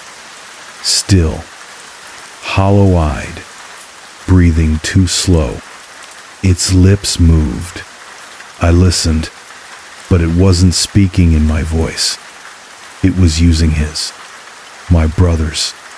I didn't run. There was nowhere to go. I descended the stairs instead. The hum in the walls became a rhythm. Familiar. It wasn't mechanical. It wasn't electricity. It was respiration. Inhale through the vent pipes. Exhale through the horn. Back in the supply room, the typewriter was active again. No one touched it. It clacked softly. One line, repeated. The roll remembers you. The roll remembers you. The roll remembers you. The checklist updated again. This time, it was one word only. Submit. That night, I saw the extra door, halfway up the stairwell, where no door had been before. Rust-streaked metal, old naval bolts, a plate above it, dulled by sea wind. I wiped it clean, etched into the brass. Cycle room A, archive, in process. I unlocked it without a key. The room beyond was narrow, windowless, lined with mirrors not reflecting glass, but recording panels. Each one shimmered faintly with heat, and in each one, a version of me, sleeping, typing, staring, crying, dozens of poses, dozens of me, some blinking, some whispering things I couldn't hear, some facing away, like they knew I was watching. There was no control panel, no off switch, just one plaque bolted into the far wall. Lighthouse Redmare, Behavioral Imaging Station 6. All patterns must be sealed in repetition. All rhythms must be clear. All reflections must eventually wave. This light is not for warning. This light is for learning. Thank you for your role. I stood there for a long time, just breathing, watching, and then something behind the mirrors breathed back. Not in echo, but in practice, as if rehearsing how to be me. I ran back to the bedroom, or what had once been the bedroom. Now it was wrong. The cot too short, the pillow too flat. The books were missing, replaced with hollow shells that had blank pages when opened. Even my boots had changed smaller, worn in the wrong places. I opened my journal. The entries were gone. All of them. Replaced with variations of the same sentence. He adjusted well. He adjusted well. He adjusted well. And at the very bottom, cycle 3, readiness 97%. I stopped reading the checklist. It didn't matter anymore. Even when it changed, and it always changed, the actions it listed were ones I'd already done. Stand here. Sit there. Watch the beam. Forget the hour. Forget the day. Forget the point. The final entry simply read, "Remain. We'll take it from here." That morning, I found a version of myself sitting at the desk, breathing, blinking, staring out the window at fog that never lifted. The chair creaked softly beneath him, like it always did when I leaned back. I stood there and watched him for a long time, then walked past him, down the stairs, and into the heart of the lighthouse to the cycle room, to the mirrors. They no longer reflected anything. Now they were doors, and behind them, other versions of this moment, other roles, practiced endlessly. A second me at the radio, a third reading aloud from the checklist, eyes unfocused, a fourth lying motionless in the cot, mouthing the words, "I adjusted well."